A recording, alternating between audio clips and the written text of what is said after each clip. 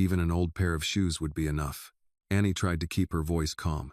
Sir, I'm not asking for much. Just an old pair of shoes would be enough. Any pair nobody wants anymore would be fine. Richard Whitmore looked at her, then glanced toward the trucks parked along the curb. The giveaway is over, Richard said. His voice was not irritated, only tired, like a man who believed everything that needed to be done had already been done. The food is gone, the coats are gone, the shoes are gone too. Come back next year, all right? Men in work gloves were loading folding tables, empty boxes, and the last donation signs into the trucks. One truck had just pulled away from the Greenwich Community Center, its tires crunching over the thin layer of snow. Annie stood beneath the weak parking lot lights, pulling her thin coat tightly across her chest. She looked past Richard's shoulder toward the empty tables, where only a short time earlier there had been canned goods, blankets, gloves, socks, and winter shoes. Now all that remained were strips of tape, a few flattened cardboard boxes, and volunteers hurrying home. Annie rubbed her hands together. She was shaking so badly she could not hide it. Is there really nothing left, sir? She asked. Her eyes grew wet, but she fought to hold back her tears. I'm not asking for a whole bag of things. I'll leave right after. I only need an old pair of shoes. Torn ones are fine. Dirty ones are fine. If they have holes, I can fix them. Richard opened his mouth to answer, but before he could speak, Victoria Whitmore stepped forward.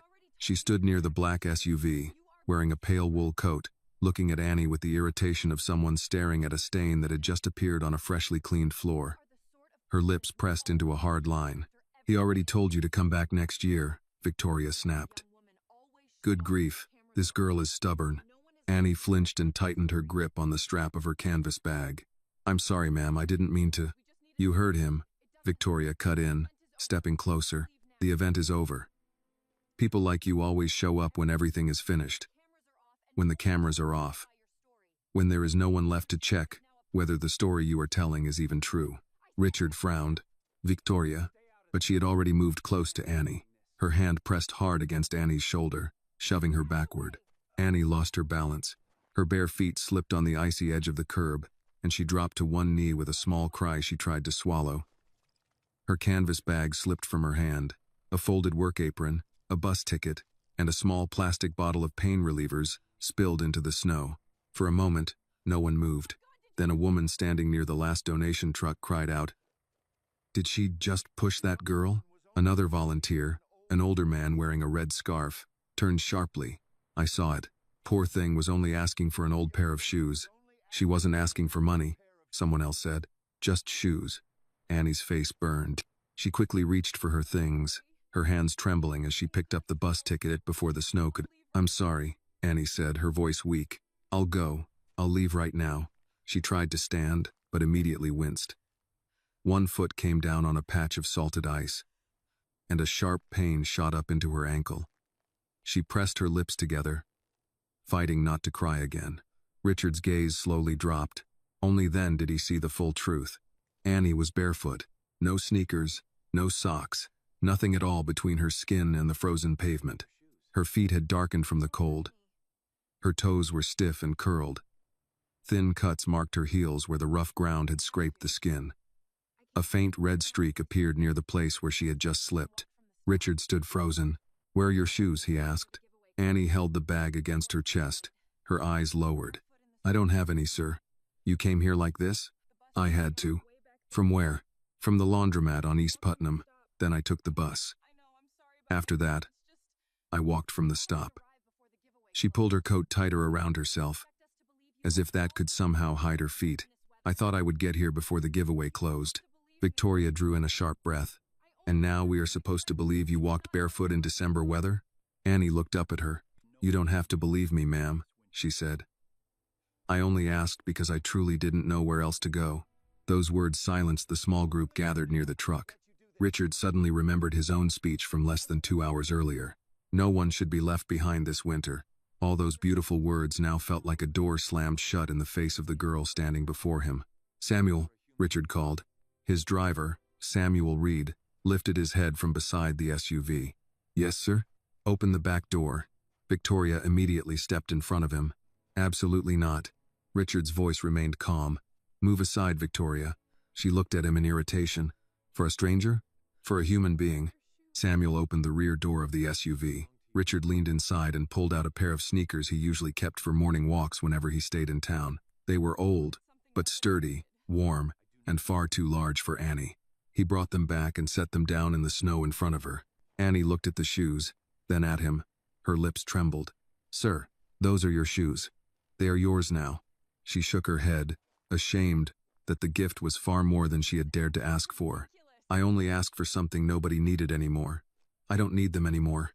Richard removed the wool scarf from around his neck, folded it, and tucked part of it into the toe of one shoe. Samuel quietly took a clean towel from the SUV and handed it to him. Richard used it to pad the other shoe. Victoria gave a bitter laugh. "This is ridiculous." Richard did not answer.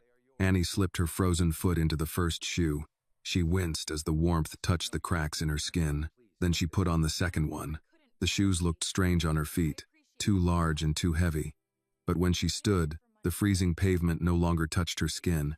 For the first time since she had stepped into that parking lot, Annie truly breathed out. "Thank you," she said, her voice almost drowned out by the rumble of a truck engine. "I'll bring them back when I can." "No," Richard said. "You won't." He reached into his wallet and took out several bills. Annie immediately shook her head. "No, sir. Please don't. I didn't come here for money." "I know." Still, he held the money out to her. "For food. For a taxi. For whatever you need tonight." Behind him, Victoria gave a quiet sound of disgust. Annie heard it. Her face tightened, and for a moment, she almost wanted to take the shoes off. "I don't want to cause trouble." Richard looked toward the empty stage, the fading lights, and the trucks carrying away the last pieces of a charity event that had been neatly packed up. Then he looked back at Annie. "You are not causing trouble," he said. "You only came after we had stopped pretending we still cared. That is not your fault." Annie took the money with both hands. Not quickly, not greedily, carefully, as if she were holding something both necessary and painful. The last truck rolled toward the exit. Snow began to fall again, thin and soft beneath the parking lot lights. Richard stood still, watching Annie walk toward the bus stop in shoes far too large for her small feet. The bus stop sat at the far edge of the community center parking lot, beneath a warped metal shelter with a long crack running down one side of its plastic panel. Annie walked toward it in Richard's oversized shoes, lifting each foot carefully so they would not slip off. With every step, the heel of each shoe rose slightly before dropping heavily back into the snow. In one hand, she clutched the money. In the other, she held her canvas bag. She did not know where to put either one. She did not know whether she was supposed to feel grateful or ashamed. Behind her, Victoria's voice rang out, sharp enough to cut through the night. "Have you lost your mind, Richard?" Annie kept walking. "You are a billionaire," Victoria hissed. "A man with a company, a board, and a reputation. And yet you bent down in the middle of a parking lot to help some girl who appeared out of nowhere. Do you understand how that looks?" Richard did not answer right away. Victoria went on, her voice growing harsher. "This is how it always begins. A sad story. A tearful face. A hand held out after the event is over. Tomorrow there will be 10 more. Next week, reporters will be asking whether Richard Whitmore gives money to anyone who knows how to make him feel guilty." Annie stopped near the bus shelter. Her shoulders went stiff. She did not turn around, but every word reached her, clear enough to hurt. Richard's voice lowered. "She only asked for a pair of shoes. She asked because she knew you would soften," Victoria replied. "And you did. Right in front of everyone." A billionaire bending in the snow because a stranger knew exactly what to say. Samuel shut the rear door of the SUV harder than necessary. "Mrs. Whitmore," he said, polite but firm. "That young woman was barefoot." Victoria turned sharply toward him. "I did not ask for your opinion, Samuel." "No, ma'am, but you saw it too." The silence that followed lasted only a few seconds, but Annie felt it. She wished the bus would come right then.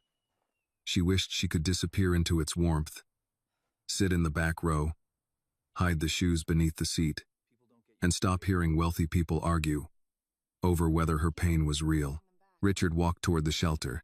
Annie quickly wiped her eyes with the back of her hand. "Sir, please don't. You've already helped me. I need to know you can get home safely." I can. The bus comes at 9:15. She looked down the dark road. Usually. Richard glanced at his watch. That is almost 30 minutes from now. I wait here most nights after work. In this cold? She gave a small shrug, as if the cold were not worth mentioning. You get used to waiting. No, he said quietly. People only say that when they have no other choice. Annie looked down at the shoes. If you want, I really will return them. I can clean them first. I told you, they are yours. They don't feel like mine. What do they feel like? She hesitated. Trouble. Richard understood what she meant. A young girl had just been given a pair of shoes, but instead of feeling relieved, she felt the cost of having someone see her need. Victoria came closer. Young lady. Annie nodded. Yes, ma'am. Then listen carefully. My husband is generous, sometimes far too generous. But do not mistake that for an invitation to come to our home, call our office, or bring your relatives to ask for more money. Richard turned back. Victoria, stop. I am protecting you. No, you are humiliating her. Victoria narrowed her eyes. Humiliating her? Richard, I am the only person here saying what everyone else is thinking. One of the older volunteers, the man in the red scarf, muttered, Not everyone. Victoria heard him. Her face reddened. Annie spoke before Richard could. Her voice was small, but steady enough. Mrs. Whitmore, I won't come to your house. I don't even know where your house is. I won't call your office, because I don't have the number. I didn't come here to ask for anything more. I only came because I thought there might still be one pair of shoes left on the table.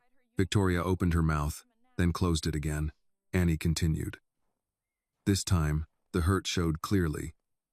No matter how hard she tried to hide it behind her words. I was late because I had to work.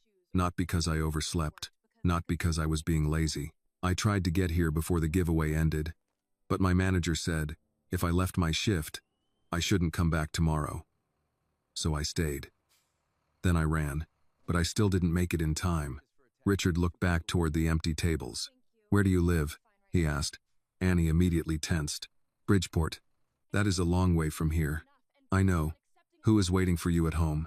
She looked at him, her expression guarded again. My mother. Is she sick? Annie's fingers tightened around the strap of her bag. My mother's legs are badly swollen. Some days, her ankles look painful just to see. But she still goes to work. Because rent doesn't care whether you're hurting.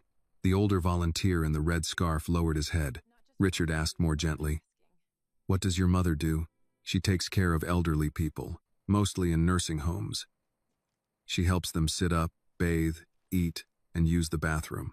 The things people don't like to talk about unless they need someone to help them. And the shoes? Richard asked. Where are your shoes? Annie swallowed. They were old. The soles were held together with tape. If the sidewalk was wet, water got in. But my mother has to leave for work before the sun comes up. Her bus stop is farther than mine.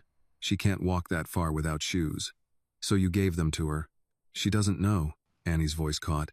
I left before she woke up from her nap. I put them beside her uniform. She'll be angry when she finds out. If Annie's sacrifice touched your heart, please like this video. Tell us in the comments where you are watching from. And let us know who you would give your only pair of shoes to. Don't forget to subscribe to the channel for more emotional stories about kindness, family, and hope. Richard closed his eyes for a moment. You hope to get another pair tonight and replace them. If I could, men's shoes would have been fine. Torn boots would have been fine. I could have stuffed paper inside them. I've done that before. Victoria turned her face away, but her jaw remained tight. Far down the road, the bus lights appeared through the falling snow. Slow, faint, but real. Annie felt both relieved and afraid. Richard took another bill from his wallet. Then take a taxi home. She immediately shook her head. No, sir. Annie, no, please. Her pride rose in front of her like a thin, fragile wall. You already gave me shoes. You already helped me enough. If I take all the money you're offering, she'll be right about me. You do not need to prove anything to her. I know. Annie looked at the bus coming closer. But I need to prove something to myself. The bus hissed to a stop at the curb. The doors opened. A wave of warmth carrying the smell of old rubber mats and stale coffee spilled out. Annie stepped toward it, then stopped and turned back. Thank you, Mr. Whitmore, she said. Not just for the shoes. For asking. Richard nodded, but he could not answer. She climbed onto the bus, the oversized shoes making every step heavy. The driver waited patiently while she found her fare card. Annie moved to a seat near the back, sat down, and tucked the money deep inside her canvas bag, beneath the apron and the bottle of pain relievers. As the bus pulled away, Richard stayed in the cold, watching until its two red taillights disappeared into the snow. Victoria pulled her coat tighter around herself. You just made yourself look like a fool in front of everyone. Richard did not look at her. No, I think I finally saw what the real foolishness was. What is that supposed to mean? He turned his head toward the empty stage, the rolled-up banners, the strips of tape left on the edges of the tables, and the parking lot where kindness had just been packed away and driven off in trucks. It means we spent more money telling people we cared, he said, than making sure people like Annie did not have to leave barefoot. Victoria's face turned cold and hard. Careful, Richard. Guilt makes rich people stupid. Samuel opened the rear door of the SUV, but Richard still did not get in. He kept looking down the road where the bus had disappeared. Maybe, he said. Or maybe, for the first time in years, it makes them honest. The ride back to Greenwich felt longer than the ride to the community center had been. Richard sat in the back of the SUV with his coat still buttoned, his hands resting on his knees. Victoria sat beside him, facing the side window, her lips pressed into a thin line. Samuel drove without turning on the radio. The only sounds were the heater, the tires over wet pavement, and the occasional tick of ice against the windshield. For 10 minutes, no one spoke. Then Victoria said, "You embarrassed me tonight." Richard looked at her. "I embarrassed you?" "Yes, in public, in front of volunteers, in front of staff. You let some girl make you kneel in a parking lot like a man who had lost all sense. She didn't make me do anything. That is worse. You chose it." Richard turned his eyes back to the road ahead. The snow moved through the headlights in thin white streaks. Somewhere out there, Annie was on a city bus in shoes too large for her feet, carrying money she had not wanted and shame she had not earned. Victoria continued. "You think I am cruel because I said what needed to be said. But you do not see what people do to families like ours. They learn your habits. They learn your events. They wait until the end, when you are tired and sentimental, and then they bring a story." Samuel's hands tightened slightly on the wheel. Richard noticed. "Say it, Samuel." Victoria made a small sound. "Please don't invite the help into our marriage." Samuel kept his eyes on the road. "I wasn't planning to say anything, sir. But you have something to say." A pause followed. Samuel changed lanes, waited for a sedan to pass, then spoke in the same calm voice he used when reminding Richard about appointments. "Mrs. Whitmore may be right that people bring stories, but some stories are true." Victoria looked toward the front seat. "And you know that how?" "I know what cold feet look like." The SUV went quiet again. Richard looked at Samuel's reflection in the rearview mirror. The man had worked for him 12 years. Arriving early, leaving late, always dressed in a dark suit and polished shoes. Always steady. Richard knew Samuel had grown up in Baltimore, had served in the army, had lost his wife to cancer 6 years ago. He knew these facts the way wealthy men often knew the facts of people who served them, clearly enough to repeat, not deeply enough to understand. Samuel added, "People don't walk barefoot in December for a performance, ma'am. Not when no camera is left to catch it." Victoria's face hardened. "You saw a few tears and decided she was a saint." "No, ma'am. I saw a working woman too tired to argue." The words settled in the car. Richard turned toward the window. He remembered Annie rubbing her hands together, trying to keep them still. He remembered her saying she had stayed late at work because leaving meant losing tomorrow's shift. Not dramatic, not polished, just tired. At home, the Whitmore estate rose behind iron gates and tall hedges dressed in snow. The house was lit from within, warm at every window. A wreath hung on the front door, large enough to cover half the glass. 2 stone planters held winter greens arranged by a florist Victoria hired every December.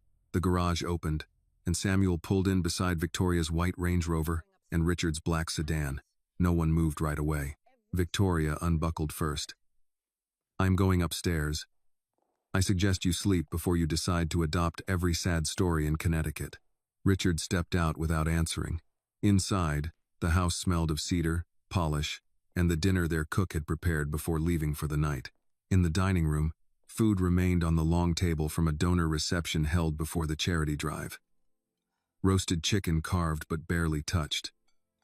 A bowl of mashed potatoes covered with foil, green beans with almonds, dinner rolls under a linen cloth, and half an apple pea. Richard stopped in the doorway. Victoria walked past him. What now? He looked at the table. How much of this gets thrown away? She frowned. Richard, it is leftovers. How much? I don't know. Ask the kitchen in the morning. He thought of Annie asking if there was really nothing left. He thought of her standing beside empty donation tables while this food sat in his dining room, waiting to be discarded because no one in the house needed it. Victoria saw his expression and sighed. Do not turn a chicken dinner into a moral crisis. It was already a moral crisis. I just didn't notice. She shook her head. You are impossible tonight. No, I was impossible before tonight. Victoria stared at him for a moment, then went upstairs, her heels fading down the hall. Richard stayed in the dining room. He removed his coat and set it over a chair. Then he walked to the table and lifted the cloth from the rolls. They were still soft. He broke one open, not because he was hungry, but because Annie had been. The bread tasted plain, ordinary, and somehow difficult to swallow. Samuel appeared in the doorway, holding his cap in both hands. Will you need anything else, sir? Richard looked at him. Do you know where she works? The laundromat name was on her tag. East Putnam Wash and Fold. I can find the address. And where she lives? That may take a little longer. I want to know tomorrow. Samuel nodded. Yes, sir. Richard hesitated. Not to frighten her, not to make her feel watched. I understand. Do you? Samuel met his eyes. I think she has had enough people looking at her for the wrong reasons. Richard accepted the correction with a slow nod. Then we do it carefully. Samuel turned to leave, but Richard stopped him. Samuel. Yes, sir? What you said in the car, about people bringing stories. Samuel waited. How do you know which ones are true? The older man gave a tired smile that did not reach much beyond his mouth. You listen to what they ask for. Richard frowned slightly. If someone is running a game, they usually ask for the biggest thing they think they can get. Miss Annie asked for the smallest thing she could bear to ask for. Samuel glanced toward the dining room table. That tells you something. Richard looked down at the roll in his hand. She asked for old shoes. Yes, sir. And I almost sent her away. Samuel did not soften the answer. Yes, sir. Richard closed his eyes for a moment. He was used to people protecting him from discomfort. Samuel had never been careless, but he had never been dishonest either. That was why Richard trusted him more than half the men who sat on his board.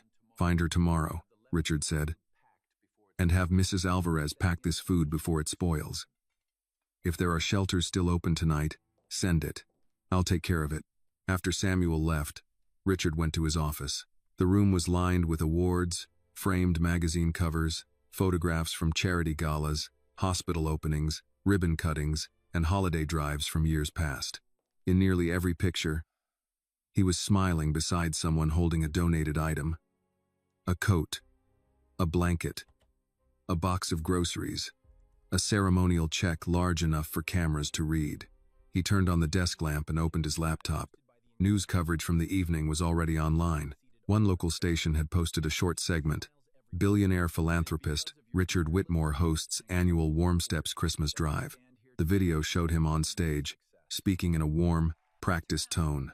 It showed volunteers cheering. It showed a reporter saying the event had served hundreds in need. It did not show the empty tables after closing. It did not show Annie. Richard replayed the clip without sound. He watched himself smile and shake hands. He watched himself pass a bag to an elderly man and place a coat over a woman's arm. He watched the version of himself the public knew. Then he paused the video on his own face. For the first time, the man on the screen looked less generous than well lit. His phone buzzed. A message from Victoria appeared. Please do not turn tonight into something bigger than it was. Richard read it twice, then set the phone down. But it was already bigger. Not because Annie had asked for shoes. Not because Victoria had pushed her. Not even because people had seen. It was bigger because Richard had seen. He opened a blank note on his laptop and typed Annie Johnson. East Putnam Wash and Fold. Mother. Denise. Swollen feet. Bridgeport. Needs help but does not want pity. He stopped there, then added one more line. Find out what happened before she had to ask. Outside the office windows, snow gathered along the stone ledge. Inside the house, heat moved softly through the vents. Richard sat in a leather chair that cost more than most monthly rents and thought of a young woman on a bus, guarding a pair of oversized shoes as if they might be taken from her. Near midnight, Samuel called from the kitchen. Sir, Mrs. Alvarez had already gone home, so I packed the food myself. I'm taking it to the overnight shelter on Chapel Street. Richard stood. I'll come with you. Samuel paused. Sir? I said I'll come. It's late. That seems to be when people get left behind. Samuel did not argue. When Richard stepped back into the cold, the estate lights behind him made the snow look gentle. But he knew better now. Cold was not gentle. Hunger was not gentle. Shame was not gentle. And somewhere between Greenwich and Bridgeport, Annie Johnson had carried all three without asking the world for anything but old shoes. The shelter on Chapel Street was not listed on any invitation Richard had ever received. No donor wall stood near the entrance. No photographer waited outside. It was a low brick building tucked between a closed pawn shop and a small Baptist church, its windows fogged from the heat inside and the breath of people who had nowhere else to go. Samuel parked at the curb and reached for the containers in the back seat. Richard opened his door before Samuel could stop him. I can carry something. Samuel handed him a paper bag filled with dinner rolls and wrapped slices of apple pie. Careful, the bottom's warm.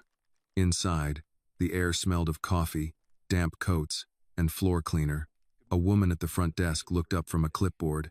She was in her late 60s, with silver hair pinned back and reading glasses hanging from a chain. Samuel Reed, she said, her face softening. You're late tonight. Yes, ma'am, Samuel said. Brought a friend. The woman looked at Richard, then at the food in his arms. Recognition moved across her face, but she did not make a fuss. Well, Mr. Whitmore, if you brought food, you're welcome. If you brought a speech, we're full. Samuel almost smiled. Richard gave a small nod. Just food. Then the kitchen's through there. Her name tag read Martha.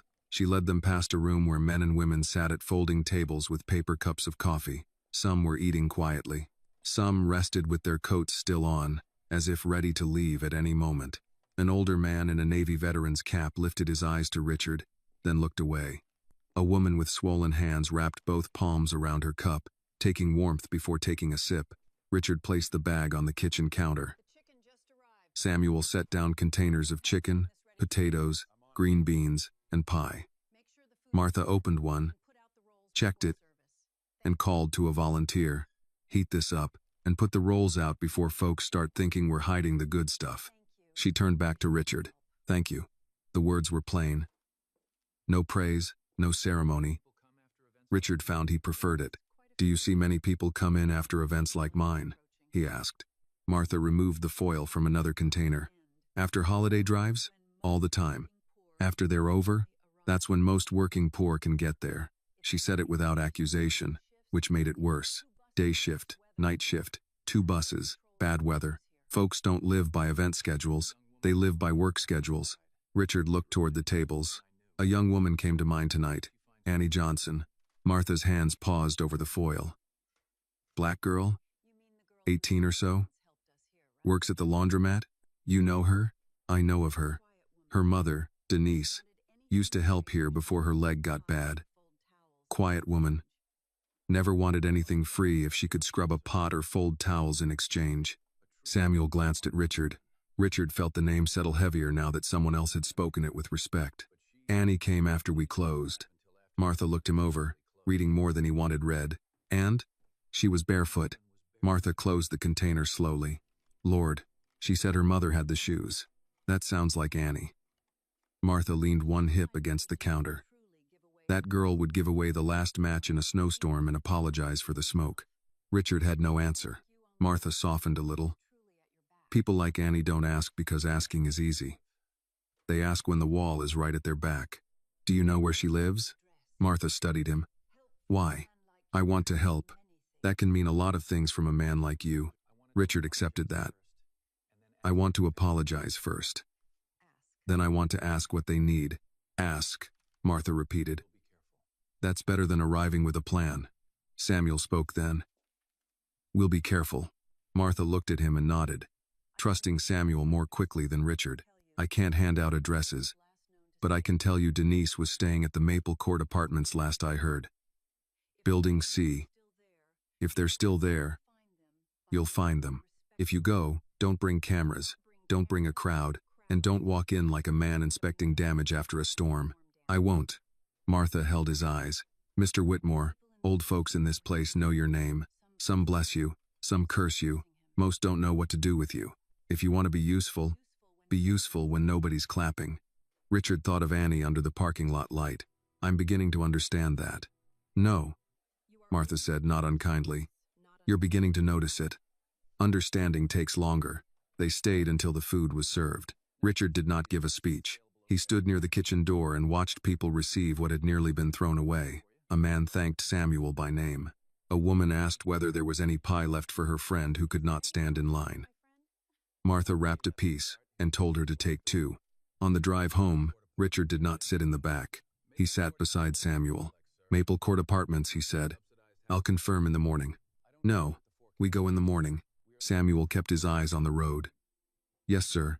When Richard finally returned home, the house was quiet. Victoria's door was closed. He went to his office and searched Harborview Senior Care, Denise Johnson, Maple Court, Bridgeport. Nothing useful came up at first, only corporate pages, old donation photos, a public annual report, and a list of facilities under companies he had invested in but rarely visited. Then one name caught his attention, Harborview Senior Care. He knew it. Not well enough. Which was the problem. His investment group owned a major stake in the parent company. He remembered touring one of its renovated facilities years earlier, smiling beside a row of nurses in blue scrubs. He remembered approving expansion plans. He remembered a quarterly report praising labor efficiency. Labor efficiency. The phrase now sounded like a locked door. He wrote the name in his notes under Denise Johnson. The next morning came gray and cold. Richard was dressed before 7. Downstairs, Victoria sat at the breakfast table with black coffee and her tablet. She looked up as he entered. You're going somewhere. Yes. If this is about that girl again, don't. It is about Annie. Victoria set the tablet down. Richard, I am asking you as your wife to stop before this becomes humiliating. It already became humiliating when you pushed her. Her face tightened. I barely touched her. She fell. She slipped. Because you pushed her. Victoria rose from her chair. Do you hear yourself? You are taking the side of a stranger over your wife. I'm taking the side of what happened. That girl has already done damage to this house. No, Richard said. She exposed damage that was already here. For a moment, Victoria looked less angry than startled. Then the anger returned. You are a billionaire. People will always want something from you. Richard put on his coat. Maybe. But last night, someone wanted the smallest thing we had promised to give away. He left before she could answer. Samuel was waiting by the SUV with 2 cardboard boxes in the back. Groceries, socks, basic medicine, and a pair of women's winter boots, bought from a store that opened early. Richard noticed the boots. Good, he said. Samuel nodded. Different sizes. We don't know hers. They drove toward Bridgeport as morning traffic thickened. Greenwich gave way to busier roads, smaller houses, gas stations, strip malls, and apartment buildings with old siding and crowded parking lots. Richard had been through towns like this often, but usually on his way somewhere else. From the back seat, with calls to make and emails to read, neighborhoods blurred into scenery. Now he watched people scraping windshields, workers carrying lunch bags, an older woman waiting at a bus stop with plastic grocery bags looped over both wrists. Life was already hard at work before the wealthy had finished breakfast. Maple Court Apartments sat behind a cracked sign half covered in snow. Building C stood at the back, brick walls stained by weather, outdoor stairs patched with salt, a broken security light hanging above the entrance. A shopping cart lay on its side near the dumpster. Richard stepped out, holding one box. Samuel carried the other. A man smoking near the stairwell watched them approach. You lost? Samuel answered before Richard could. Looking for Denise Johnson. We're here to bring something from Annie's friend. The man eyed Richard's coat, then the SUV. Rich friends now. Huh? Richard felt the sting of it. Deserved or not. Samuel simply waited. The man pointed upward. Third floor. 3. C. Don't block the stairs. Miss Johnson got enough trouble. Richard climbed behind Samuel. The stairwell smelled of cold concrete, cooking oil, and old cigarette smoke. On the second landing, a woman passed them, carrying a laundry basket. She glanced at Richard, then at the boxes, then moved aside without speaking. At 3C, Samuel knocked. Footsteps shuffled inside. The door opened a few inches. Chain still latched. Denise Johnson looked through the gap. She was thinner than Richard expected, with tired eyes and a work uniform sweater buttoned over a faded shirt. Her hair was pulled back, and one hand gripped the doorframe for balance. Samuel removed his hat. "Good morning, ma'am. My name is Samuel Reed. This is Mr. Richard Whitmore. We met Annie last night." Denise's face changed at once. Fear came first. "What happened?" she asked. "Is Annie all right?" "She's all right," Richard said quickly. "She was all right when she got on the bus. We came because I owe both of you an apology." Denise looked from him to the boxes. "Annie didn't steal anything."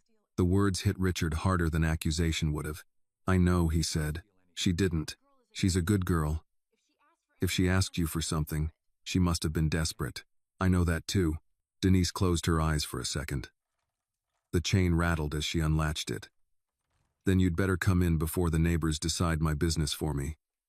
The apartment was small, but Denise Johnson had kept it clean in the way people did when they had little room for disorder. A faded rug covered part of the living room floor. 2 mugs sat upside down on a dish towel near the sink. A blanket was folded over the arm of the couch. Near the heater, which clicked more than it warmed, Richard saw a pair of shoes. They were worse than Annie had described. The soles were wrapped with black tape. One heel had collapsed inward. A split near the toe showed where water could get in. Beside them lay a pair of thick socks, darned at the heel with thread that did not match. Denise followed his eyes and moved as if to block the shoes from view. "Those are mine." Richard set the box of groceries on the table. "Annie said you needed them for work." Denise's face tightened. "Annie talks too much when she's tired. She was trying to protect you. She's 18. She should be thinking about school, not whether her mother can stand through a shift." Samuel placed the second box beside the first. "Ma'am, we brought some food and a few things for the cold. No cameras. No forms. Nothing you have to sign." Denise looked at New Reich, Reif, New Rec, Reich, Tours, New Rice, Right to, Rec, New My. Denise looked at the boxes. "From rich men. They usually come Nod again, naughty eye." Richard nodded. "That's fair." She looked at him then, studying his coat, his shoes, his careful posture. "Annie didn't send you here, did she?" "No." "Then why are you here?" "Because last night I told your daughter to come back next year." Denise's expression changed. She had the look of a woman who had heard many apologies that were only meant to end a conversation. Richard continued. "I didn't know she was barefoot. I didn't ask why she was late. I didn't ask what she had already been through before she reached me. I should have." Denise lowered herself into a kitchen chair, one hand pressing briefly against her knee. She tried to hide the movement, but Richard saw the pain cross her face. Samuel noticed too. "Would you like me to move that heater closer, ma'am?" "It won't help much," Denise said. "But thank you." Richard pulled out the chair across from her but waited. "May I sit?" That small question seemed to matter. Denise gave a short nod. He sat. For a moment, the only sound was the heater clicking again. Denise folded her hands on the table. "My daughter is not lazy. I need you to know that before anything else." "I do know." "No, Mr. Whitmore. You saw one night. I need you to understand the whole thing. Annie works after class, then works weekends when she can. She brings home groceries and says she already ate, even when I know she didn't. She hides bus money in the sugar jar because she thinks I won't look there." Denise's voice roughened, but she held it together. "She should not have had to ask you for shoes." Richard looked down. "No, she shouldn't have." Denise studied him again. "And your wife?" Richard did not rush to defend Victoria. My wife was wrong. She pushed my daughter. Yes. The answer was direct enough to disarm her for a second. Denise turned her face away and took a slow breath. Annie didn't tell me that. She may not want to worry you. She worries me by breathing quiet. Denise wiped one hand over her forehead. When a girl starts hiding pain to protect her mother, something has gone wrong with the world. Richard felt that sentence settle into the room. He opened one of the boxes and took out the boots Samuel had bought. We weren't sure about size. Denise looked at them, then looked away at once. Those cost too much. They cost less than the flower arrangements at last night's event. Her mouth tightened. That doesn't make me feel better. It wasn't meant to. It was meant to tell the truth. Samuel, standing near the door, gave Richard a brief look of approval. Denise did not reach for the boots. If I take those, what happens next? Nothing you don't agree to. That sounds nice. It's true. People with money always say that before they start deciding what's best for you. Richard accepted the blow because it was not unfair. Then tell me what is best. Or tell me to leave. Denise looked at the shoes near the heater. Her shoulders dropped a little. What's best is my foot getting better, so I can work without Annie trying to save me from my own life. What happened to your foot? She gave a small, humorless laugh. Which version do you want? The one I told Annie so she could sleep? Or the one in the paperwork? The true one.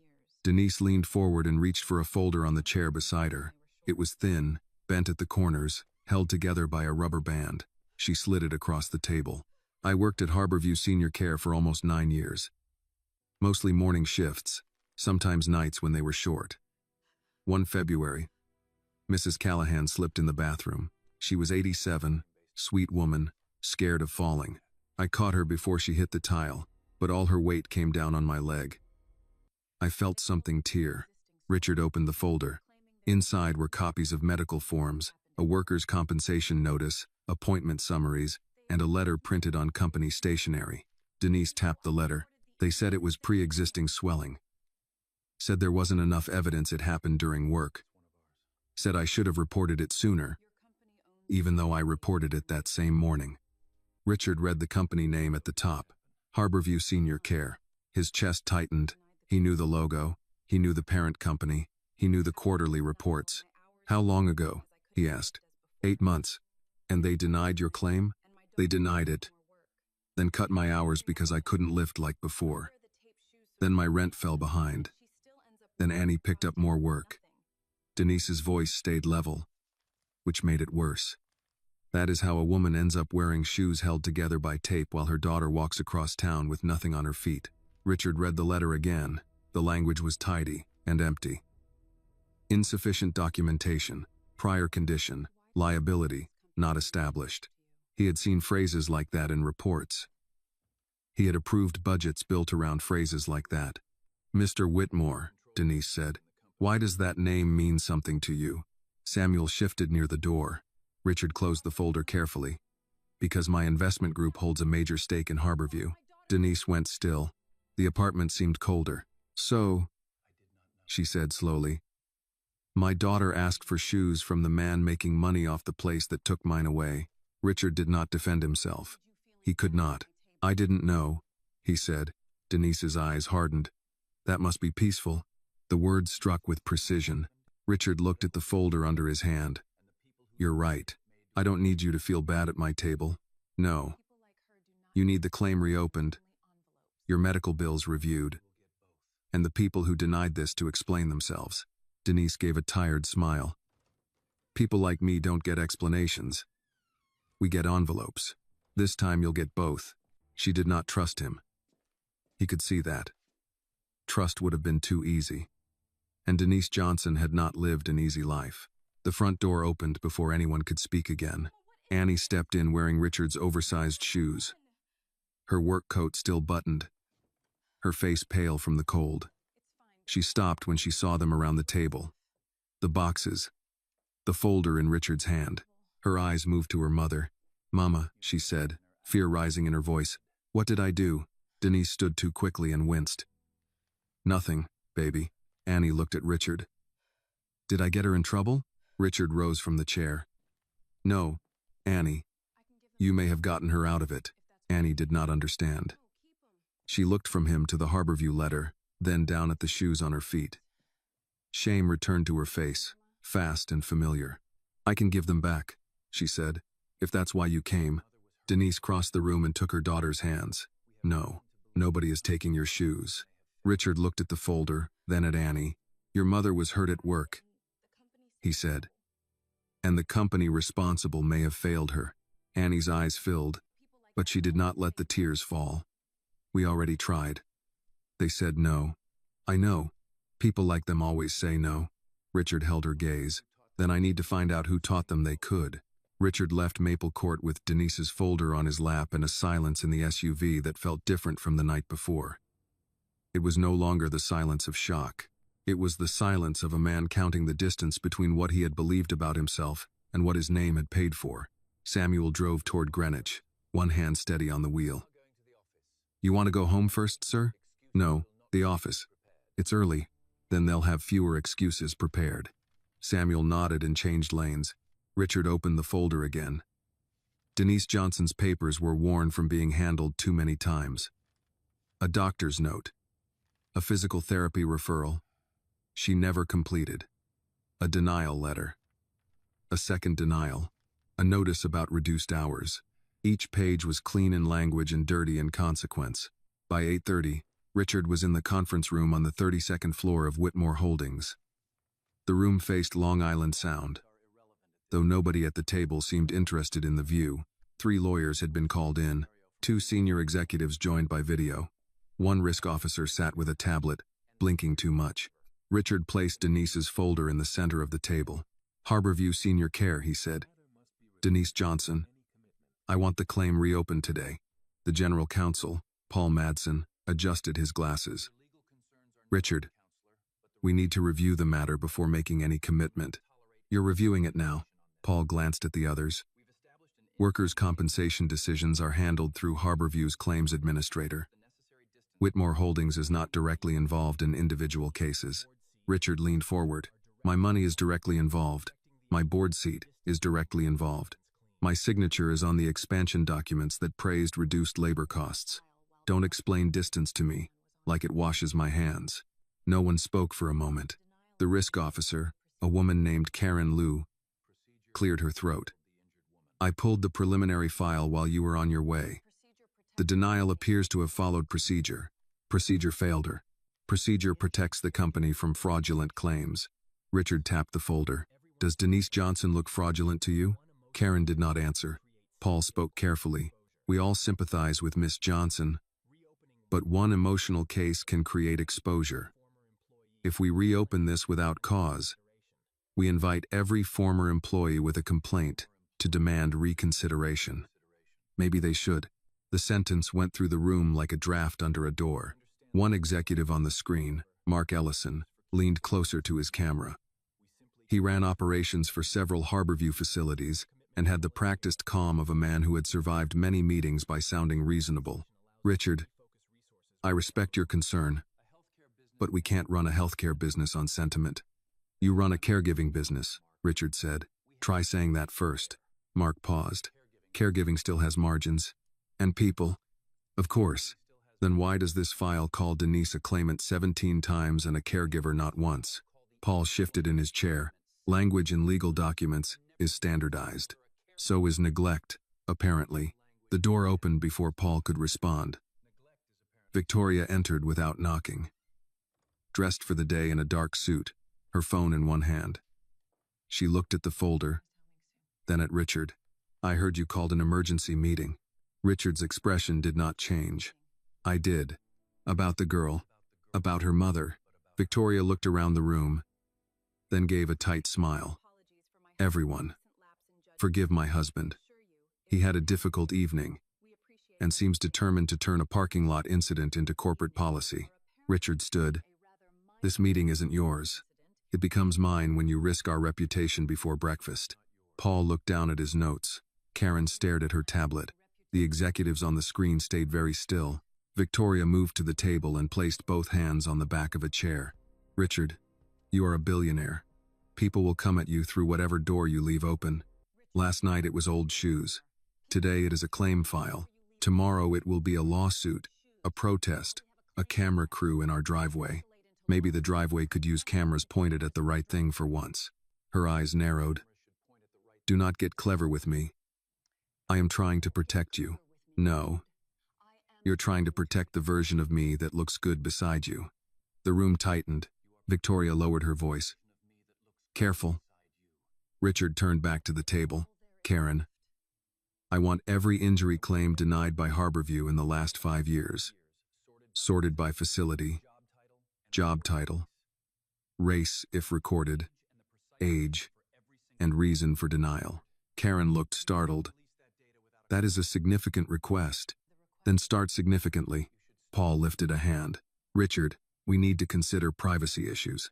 Then consider them while complying legally. I want independent counsel involved by the end of the day. Mark spoke from the screen. You're creating a problem where there may not be one. Richard picked up Denise's denial letter. There is already a problem. The only question is whether it was profitable enough for us not to notice. Victoria laughed once, sharp and cold. Listen to yourself. One barefoot girl and suddenly you're ready to accuse your own company of racism and abuse. Richard looked at her. I didn't say racism. You didn't have to. That is where this is going, isn't it? A young black woman cries, and now everyone in this room must bow their heads and confess. Samuel, standing near the door, looked at the floor. Richard saw his jaw tighten. Richard's voice went quiet. Leave Annie out of your mouth, unless you can say her name with respect. Victoria's face changed, not with shame, but with offense. You are choosing strangers. I'm choosing facts. You have facts? He held up the folder. I have a woman injured while caring for residents. I have a denial based on language that looks designed to exhaust her. I have a daughter working herself raw and walking without shoes because the system told her mother no. That's enough to begin. Paul spoke gently, as if addressing a client in distress. Richard, beginning is one thing, public action is another. If this becomes visible, the press will ask why you intervened in this case and not others. Good. I want to know why I didn't. Victoria pulled out her chair but did not sit. You want advice? Issue a private donation. Pay the woman's medical bills quietly. Give the girl a scholarship if your conscience needs a trophy. But do not open company files because you feel guilty. Richard looked at her for a long moment. Is that what you think charity is? A private payment to keep pain from becoming evidence? Victoria's mouth tightened. Charity is order. It is discretion. It is knowing how to help without setting fire to the house. No, Richard said. That's not charity. That's housekeeping. The words landed hard. Victoria stepped back from the chair. You will regret this. Maybe, but not as much as I regret last night. She turned to leave, then stopped at the door. Do not be surprised when this girl's story grows teeth. After she left, the room stayed silent. Richard sat again. Where were we? Paul exhaled slowly. You were asking for 5 years of denied claims. I was not asking. Karen nodded once, then began typing. Samuel's phone buzzed. He glanced at the screen, frowned, and stepped toward Richard. Sir. Richard looked up. Samuel held out the phone. A local gossip site had posted a short article. The headline read, Teen approaches billionaire after charity event. Act of need or calculated setup. Below it was a blurry photo from the parking lot. Annie stood near Richard's SUV, wearing his shoes, her face wet, the bills visible in her hand.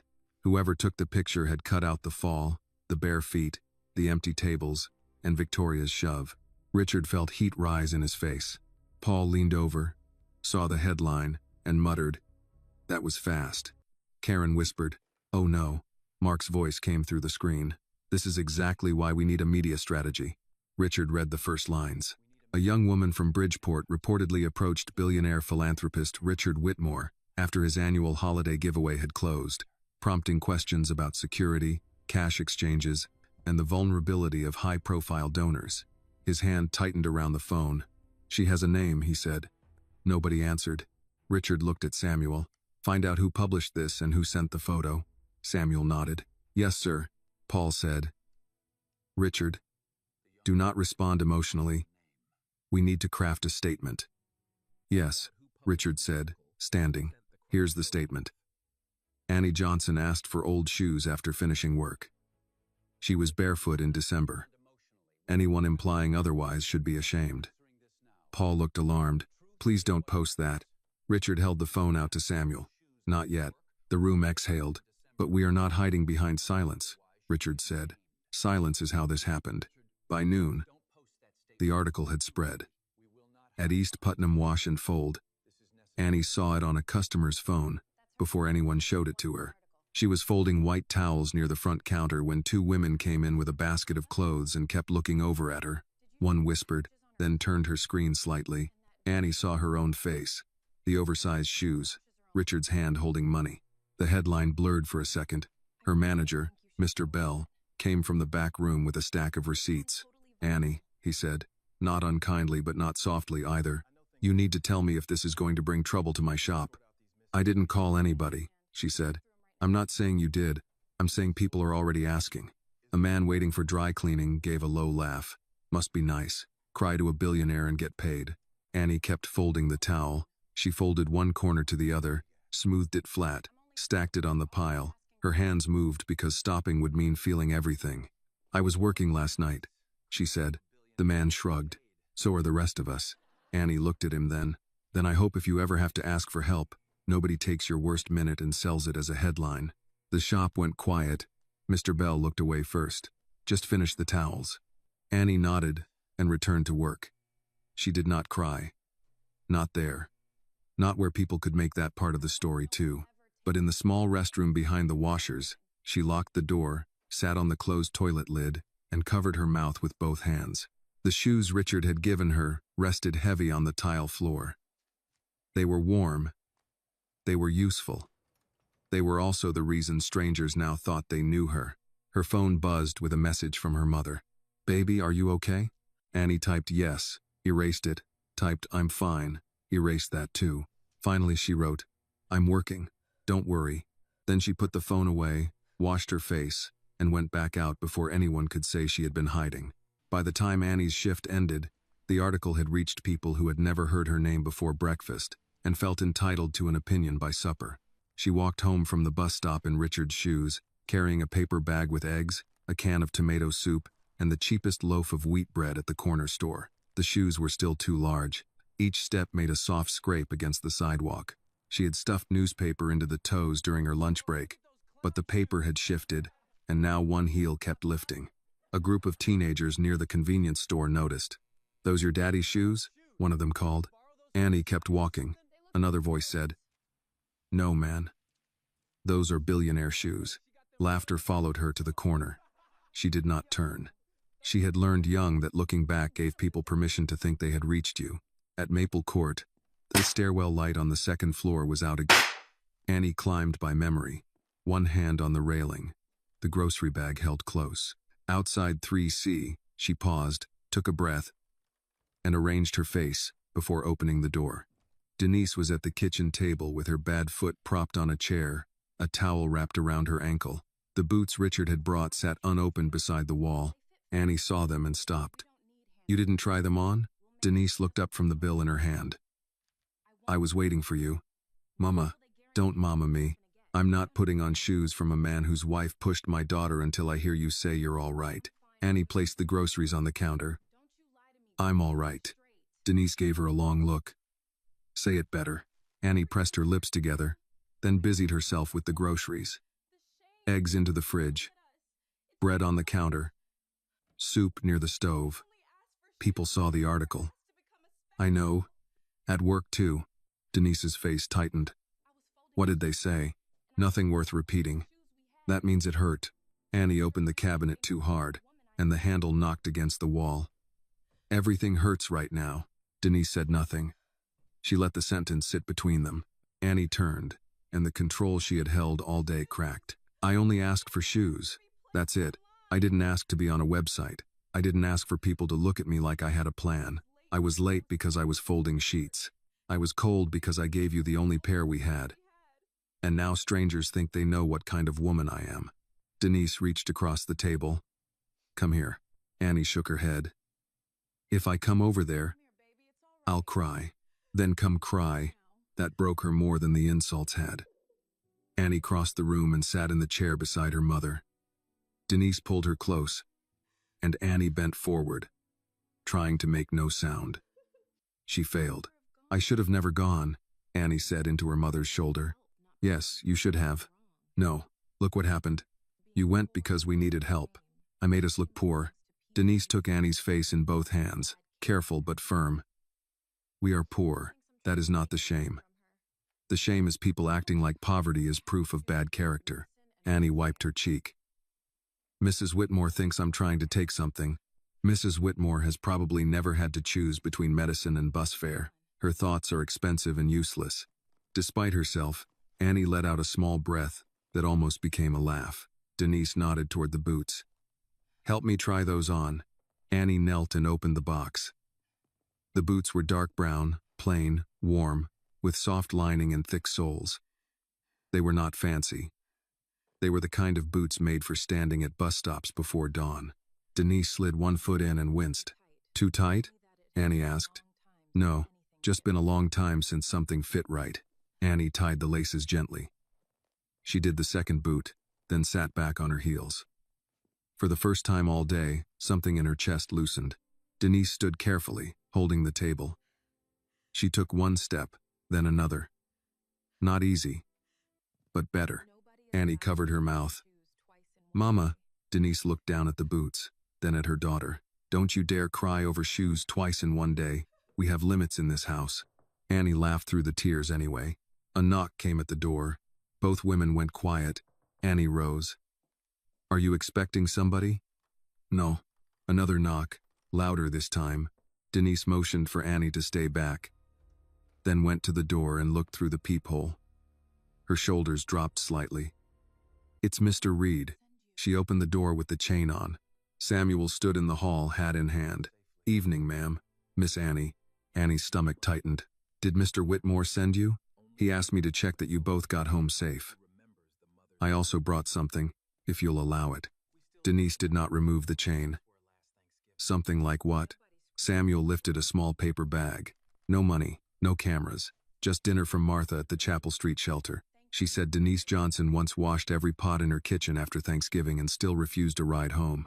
Denise's expression changed. Martha said that? Yes, ma'am. She also said to stop being proud long enough to eat while the food is hot. Denise opened the door. Samuel stepped in only as far as the threshold. He handed Annie the bag. Inside were 2 containers of chicken stew, biscuits wrapped in foil, and 2 slices of pie. Annie stared at it. She remembered us? Martha remembers everybody who tries to sneak out before being thanked. Denise took the bag from Annie and set it on the counter. Tell her I said she talks too much. I will, ma'am. Samuel looked at Annie.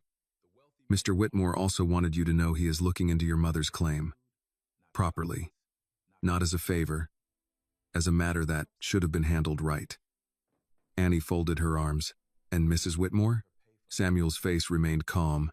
Mrs. Whitmore is not pleased. That makes 2 of us, Denise said. Samuel almost smiled. Mr. Whitmore said something else. He said you owe him nothing. Not gratitude. Not silence. Not forgiveness. Annie looked down at the oversized shoes. Then why does it feel like owing? Because people have made you pay for help before, Samuel said. That doesn't mean help is always a debt. Annie wanted to believe that. She was too tired to know if she could. After Samuel left, Denise warmed the stew on the stove. The apartment filled with the smell of pepper, chicken, and carrots. Annie set 2 bowls on the table. They ate slowly, quietly, both aware of how rare it was to have hot food arrive without a bill. Later, while Denise rested with her new boots beside the couch, Annie washed the bowls and folded the paper bag flat to use again. Her phone buzzed. A message from an unknown number appeared. Saw you online. Nice shoes. Annie's hands went cold. Another message came. How much did he give you? She turned the phone face down. Denise stirred. Annie? I'm okay, Annie said too quickly. But that night, when she lay on the couch under a thin blanket, the shoes beside the door looked different. They had kept her feet from the pavement, but they had also made her visible to people who wanted to punish her for needing them. For the first time, Annie wondered whether warmth could come with a warning. At 9 the next morning, Richard entered the Harborview conference room with Denise Johnson's folder under his arm and a copy of the online article printed in his hand. He had slept less than 3 hours. Victoria had not spoken to him at breakfast except to say that lawyers existed for a reason and husbands should learn to use them. The room was already full. Paul Madsen from legal sat nearest the screen. Karen Liu had 2 laptops open. Mark Ellison joined by video from Harborview's regional office, wearing the same careful expression he had used the day before.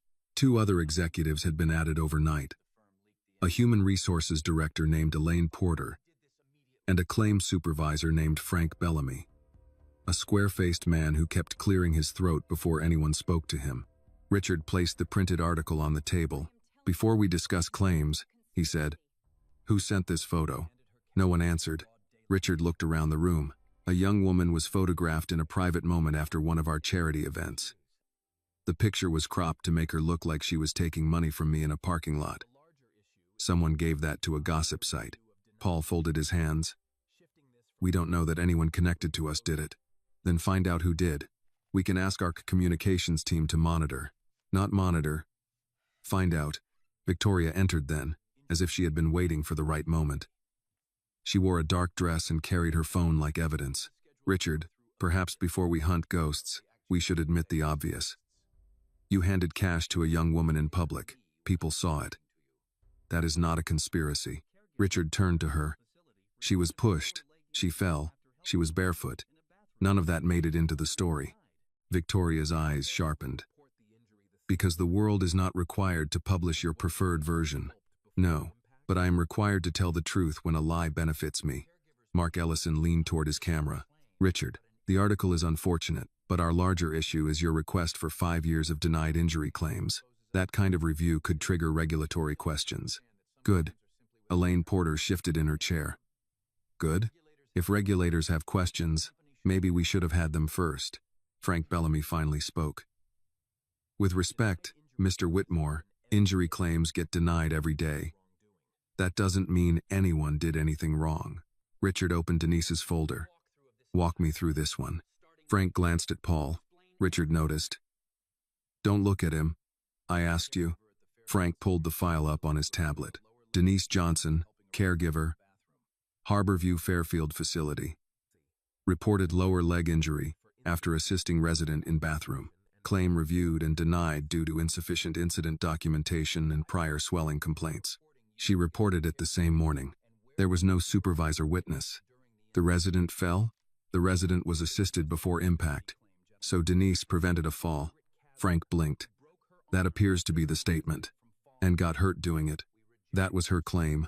Richard sat forward. No. That was her injury. Victoria exhaled.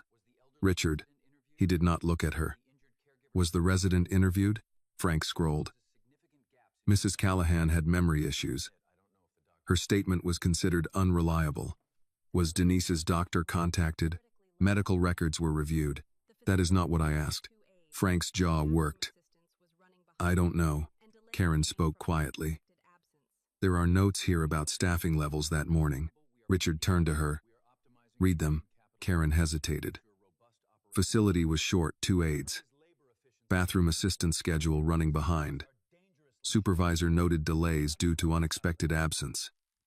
Richard looked at Mark on the screen. Short-staffed? Mark's expression held. Senior care facilities face staffing challenges nationwide, and our solution was to praise labor efficiency in quarterly reports. Nobody answered. Richard picked up another sheet Karen had printed. How many denied claims from Harborview in 5 years? Karen looked down. Preliminary number is 412. The room shifted. How many from direct care staff? Richard asked. 339. How many women? 286. How many workers of color? Karen was quiet too long. Richard's voice lowered. Say it. Based on available demographic records. 241. Victoria spoke sharply. That proves nothing.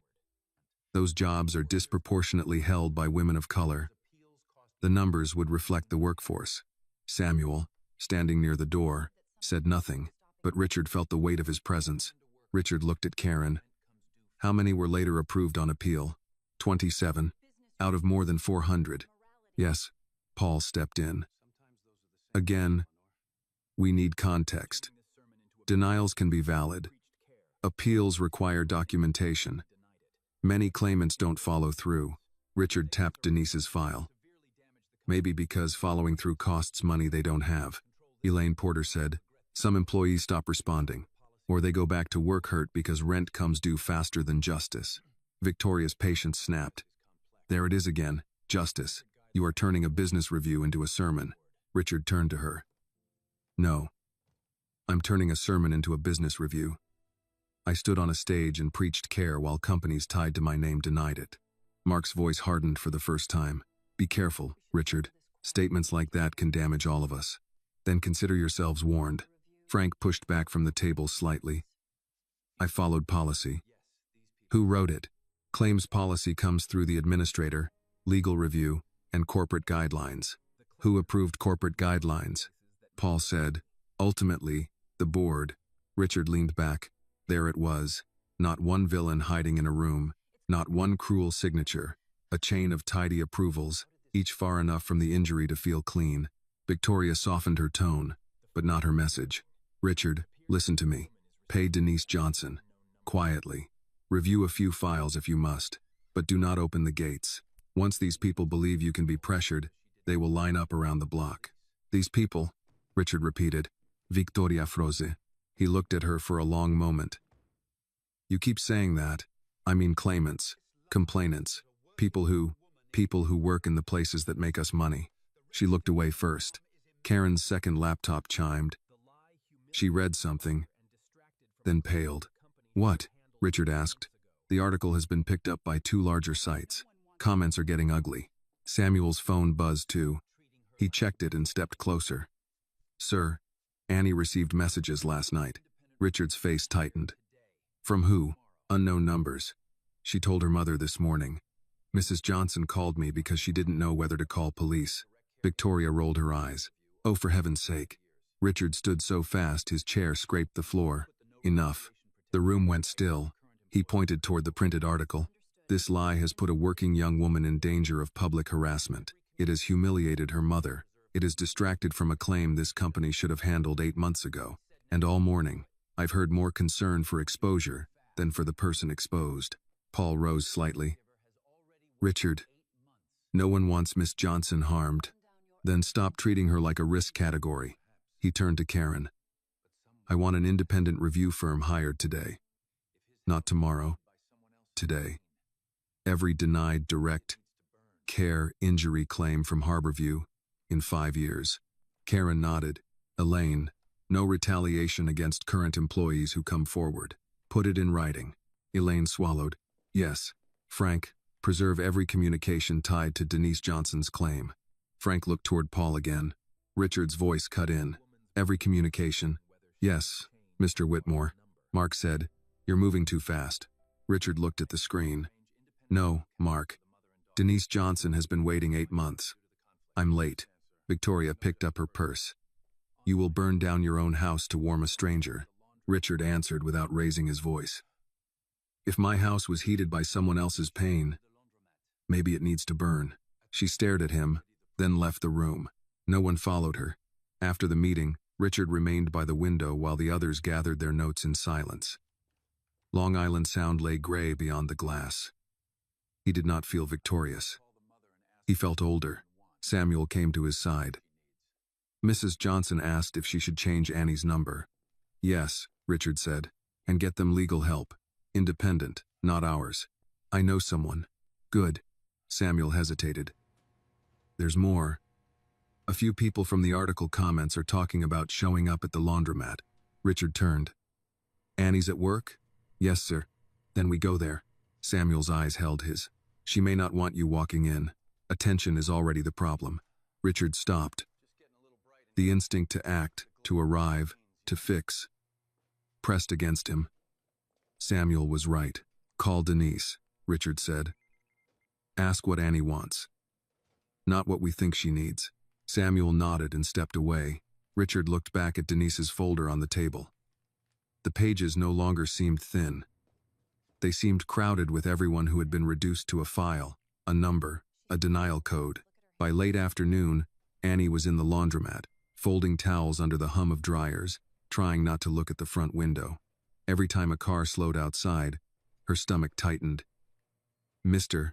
Bell had lowered the blinds halfway, though he claimed it was because of glare. Her phone buzzed. A message from Denise. Mr. Reed says Mr. Whitmore wants to help but won't come unless you say it's okay. Annie read it twice. Her first feeling was relief. The second was fear of needing relief. She typed, "Tell him not to come here." Then she added, "Please." A minute later, another message came, this time from Samuel. "Understood. If you need a ride after work, I can wait 2 blocks away. No SUV. No fuss. Your choice." Annie held the phone close. Across the room, a customer muttered to another, "That's her." Annie put the phone in her pocket and kept folding. For now, choosing not to be rescued was the only piece of control she had left. Annie finished her shift with the blinds half lowered and the dryers beating heat into the room until the windows sweated. Outside, the evening came early. Cars passed with headlights on. Every few minutes, someone slowed near the laundromat, and every time, Mr. Bell looked up from the register as if the glass might break from being watched. "You can leave through the back," he said at 7:45. Annie kept folding the last stack of towels. "My bus stop is out front. I know where the bus stop is." Mr. Bell rubbed one hand across his face. He was not an unkind man, only a tired one with rent, payroll, and machines that broke whenever business was good. "I'm saying you don't need people bothering you. They'll think I'm hiding. Let them think." Annie placed the final towel on the shelf. "If I hide, they'll say I'm guilty. If I walk out, they'll follow me. If I say nothing, they make up words. If I talk, they cut the words apart. There isn't a right way to be poor in public." Mr. Bell did not answer. He looked older than he had that morning. A woman near the folding table, Mrs. Alvarez from the bakery 2 doors down, zipped her coat and stepped closer. "Honey, my nephew can drive you." Annie shook her head. "Thank you, ma'am. I already have a ride if I need one." Mrs. Alvarez glanced toward the front window. "Then need one." Annie managed a small smile. "I'll think about it." When she checked her phone, Samuel had sent another message. "I'm parked on Maple Street in a gray sedan. No signs. No SUV. No rush." Annie stared at the words. He had done exactly what he promised. Close enough to help. Far enough not to claim her. Outside, 3 people stood across the street pretending not to wait. One held a phone at chest level. Another leaned against a car with his hood up, though no steam rose from the engine. The third was a woman in a knit hat who had come in earlier asking the price of wash and fold service, then left without dropping anything off. Annie put on her coat. Richard's shoes waited by the door where she had changed into them after work. Her feet were warmer now, but the sight of those shoes still made her stomach tighten. She wished she could wear them without the world turning them into a story. Mr. Bell unlocked the back door. "Go through here. Alley leads to Maple." Annie looked toward the front, then back at him. "You sure?" "No, but I'm old enough to know sure is overrated. Go." She slipped out into the alley with her canvas bag pressed under one arm. The cold came fast against her face. For a few seconds, all she heard was the hum of the laundromat wall, the drip from a gutter, and her own breath. She walked carefully around a patch of ice near the dumpster and headed toward Maple Street. Halfway down the alley, her phone buzzed. Unknown number. Running out the back now? Annie stopped. Another message came. "Nice try." Her throat tightened. She turned toward the street, and a car door shut somewhere behind her. Footsteps entered the alley. "Annie," a man called, almost friendly. "Just want to ask a couple questions." She began walking faster. The shoes scraped against the pavement. "Too big, too loud." "Come on," he said. "You took the money in public. Why shy now?" Annie reached the end of the alley and turned onto Maple. Samuel's gray sedan was parked half a block down with its lights off. He stepped out as soon as he saw her. "Miss Annie," he called. She moved toward him, but the man from the alley came out behind her with his phone raised. Another person crossed from the corner. The woman in the knit hat appeared near the bus stop. Samuel walked to meet Annie, not running, not making a scene. "Keep coming," he said. The man lifted his phone higher. "Is this the driver? The billionaire sent a car now?" Annie's face burned. "Please stop. Just answer one question. How much did Whitmore give you?" Samuel placed himself between them. "That's enough." The man laughed. "Who are you, her security?" "No. I'm the man asking you to step back. She's in the news. Public interest." Samuel's voice stayed even. "Harassment is not public interest." Annie reached the car. Her hands shook so badly she struggled with the door handle. Samuel opened it for her, and she slid inside. The warmth hit her face, and for one painful second she wanted to cry from that alone. The man moved closer to the window, still filming. "You hiding because you lied?" Samuel shut the door and turned to him. "You have her face. You have her answer. Now you're done." "Or what?" Samuel did not raise his voice. "Or you will explain to the police why you followed a woman from her workplace after she asked you to stop." The woman in the knit hat muttered, "She doesn't look scared when she's taking money." Annie heard it through the glass. She closed her eyes. Samuel got in and drove away without another word. He did not ask questions until they had gone 4 blocks and turned onto a quieter road. "Do you want to go home?" Annie looked at the dark stores sliding past. Yes.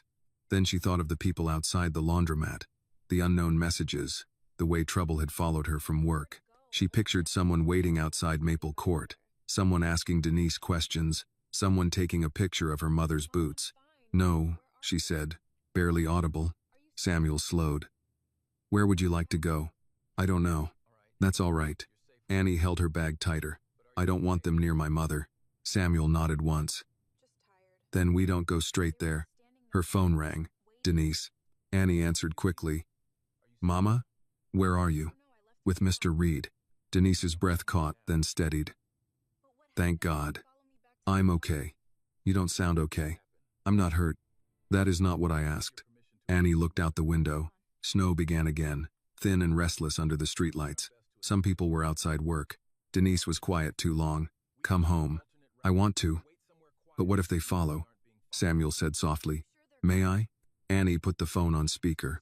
"Miss Johnson," Samuel said. "This is Samuel. I have Annie with me. She's safe. We can bring her home by a different route, or we can stop somewhere public and quiet until we're sure no one is following." Denise's voice trembled despite her effort. "I don't like my daughter being driven around scared." "No, ma'am, neither do I." Annie covered her mouth. Denise said, "Bring her to the Chapel Street shelter. Martha will still be there. I'll meet you." Samuel glanced at Annie. She nodded. They drove in silence for several minutes. Annie's phone kept lighting up, but she turned it face down. "At a red light," Samuel said. "You did nothing wrong." Annie gave a tired laugh without humor. "Everybody keeps saying that like it changes what happens. It may not change tonight. Then what good is it? It keeps the blame where it belongs." She looked at him. "Does that help?" "Overtime. I'm 18, Mr. Reed." "I don't have a lot of overtime." Samuel absorbed that. When they arrived at Chapel Street, Martha was waiting at the side entrance in a cardigan and boots, arms folded against the cold. She opened Annie's door before Samuel could.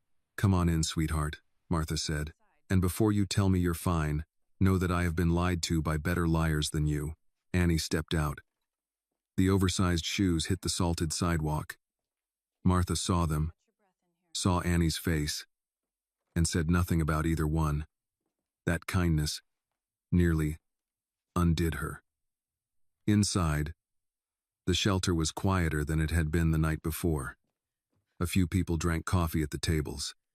Someone had left a pot of soup warming in the kitchen. Martha led Annie to a small office near the back. Denise arrived 20 minutes later, breathing hard from the walk between the bus stop and the entrance. She was wearing the new boots. Annie saw them and broke. "I'm sorry," she said as Denise pulled her close. "For what?" "For making everything worse." Denise held her tighter. "You did not make the world cruel. You only asked it to stop stepping on us." Samuel stood by the door, giving them privacy without leaving them alone. Martha placed 2 cups of tea on the desk. "Now listen to me. Tonight, You rest. Tomorrow, Mr. Whitmore can decide whether he is a man with a guilty heart or a backbone. He's trying, Annie said. Martha looked at her. Trying is good, standing firm is better. At that moment, Samuel's phone rang. Richard, Samuel answered. Sir, Richard's voice came through low and tense. Is Annie safe? Yes, with her mother at Chapel Street. Good. A pause. Tell them I won't come, unless they ask me to. But tell them I'm not stepping away. Samuel looked at Annie and Denise. They can hear you, sir.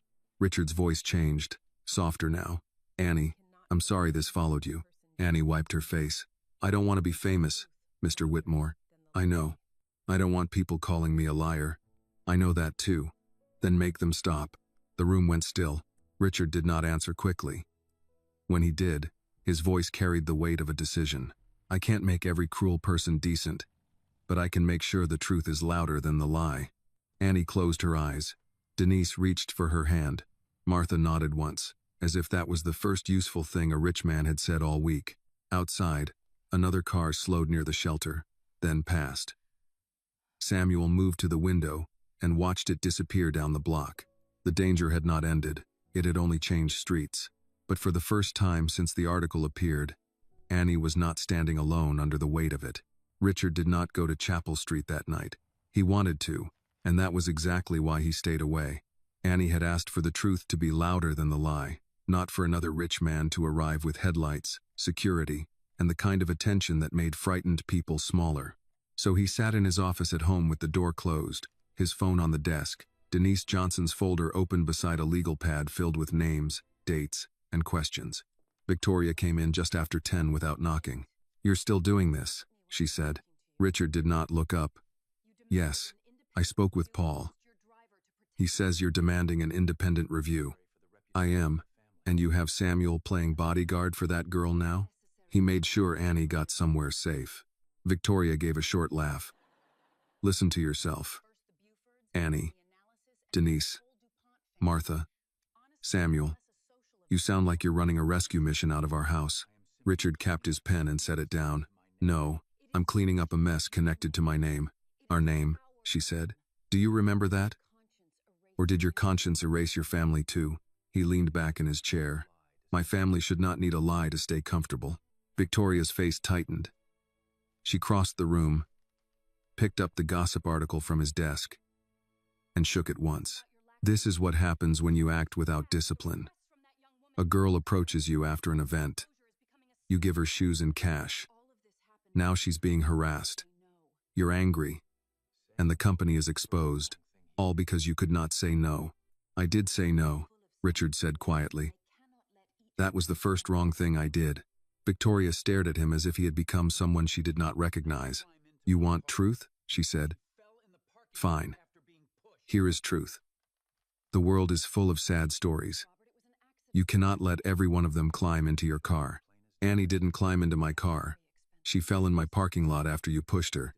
Victoria's mouth opened, then closed. I told you. She slipped. She fell because your hand was on her.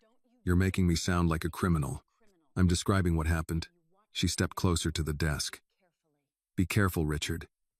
You are not the only one with lawyers. The sentence was quiet, but the threat was not. Richard looked at her for a long moment. Is that where we are now? That depends on whether you remember who stood beside you for 22 years. You stood beside me when the cameras were on. Her face flushed. How dare you? How many times have we stood on stages and told people we cared? How many checks have we handed out while staff packed leftovers we never thought to send anywhere? How many women like Denise worked in facilities we owned while we celebrated margins? Victoria's voice dropped. Do not put this on me. I'm putting it on us. No, she said. You are putting it on me because I said the ugly thing out loud. Richard stood, not in anger, but because sitting felt like surrender. You didn't just say something ugly. You believed it before Annie ever opened her mouth. Victoria went very still. For a moment, the house seemed to hold its breath. Then her phone buzzed. She looked down, read the screen, and her expression changed. Not guilt. Calculation. What is it? Richard asked. Nothing. Victoria. She slipped the phone into her pocket. A reporter wants a comment. From you? Yes. Why? Because your behavior has become news. Richard's voice hardened. Do not speak about Annie. I will speak about my husband. You will not imply she used me. Victoria smiled without warmth. You don't get to control every version of the story. Before Richard could answer, his own phone rang. Paul Madsen. He answered. Paul. Paul's voice was tight. Richard, we have a problem. Only one? I just received notice from Harborview's outside claims administrator. Someone from their office says documents are being requested too broadly. They're pushing back. They can push in writing. There's more. Mark Ellison wants an emergency board call tomorrow morning. He says your actions are creating instability. Richard glanced at Victoria. She looked away. Did Victoria speak to him? Paul hesitated. I can't say. That means yes. Victoria's eyes flashed. Do not drag me into your paranoia. Richard kept the phone to his ear. Schedule the call. Richard, before that happens, I strongly recommend we prepare a controlled statement. No statement until I speak to Annie and Denise. Paul sighed. They are not communications professionals. No, they're the people being talked about. After the call ended, Victoria picked up her purse from the chair. You are making the oldest mistake wealthy men make, she said. Which one is that? You think guilt makes you noble?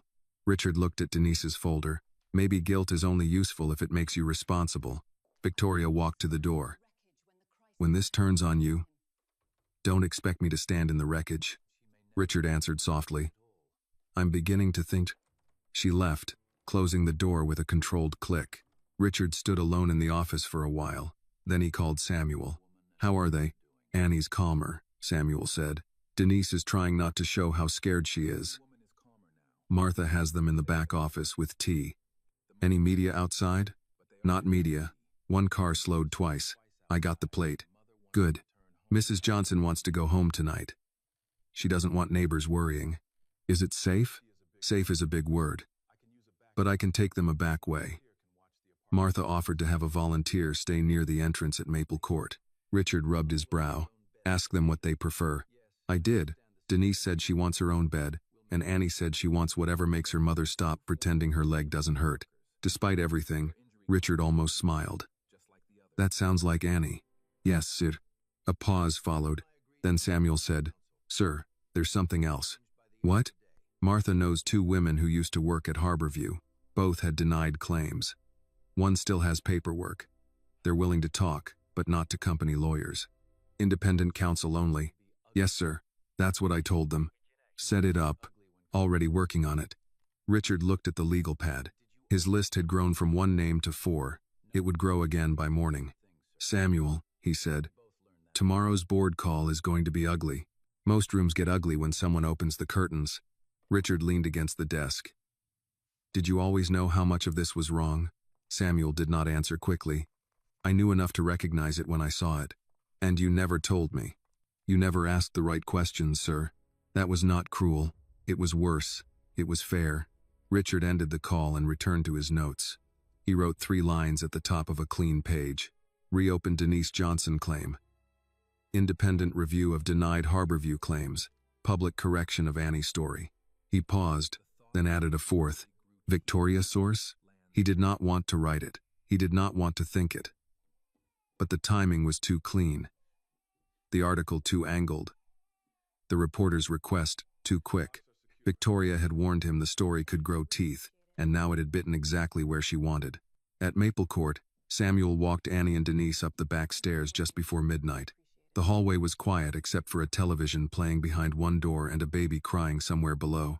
Denise moved slowly in her new boots, trying to hide each wince. Annie held her elbow. I can walk, Denise said. I know, Annie answered, not letting go.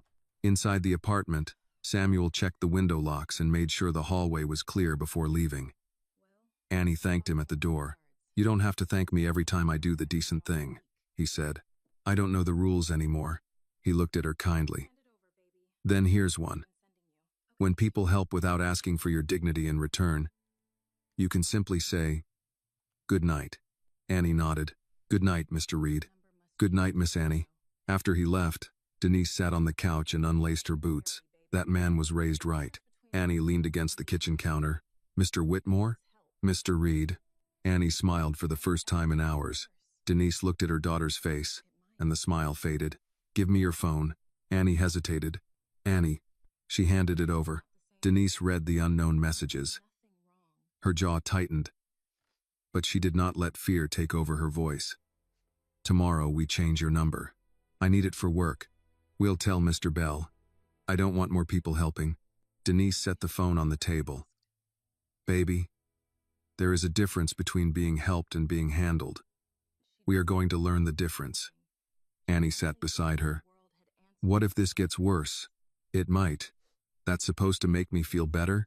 No. It's supposed to make me not lie to you. Denise took her hand. But worse is not the same as wrong. You did not do wrong. Annie looked toward the door where Richard's shoes sat beside Denise's new boots.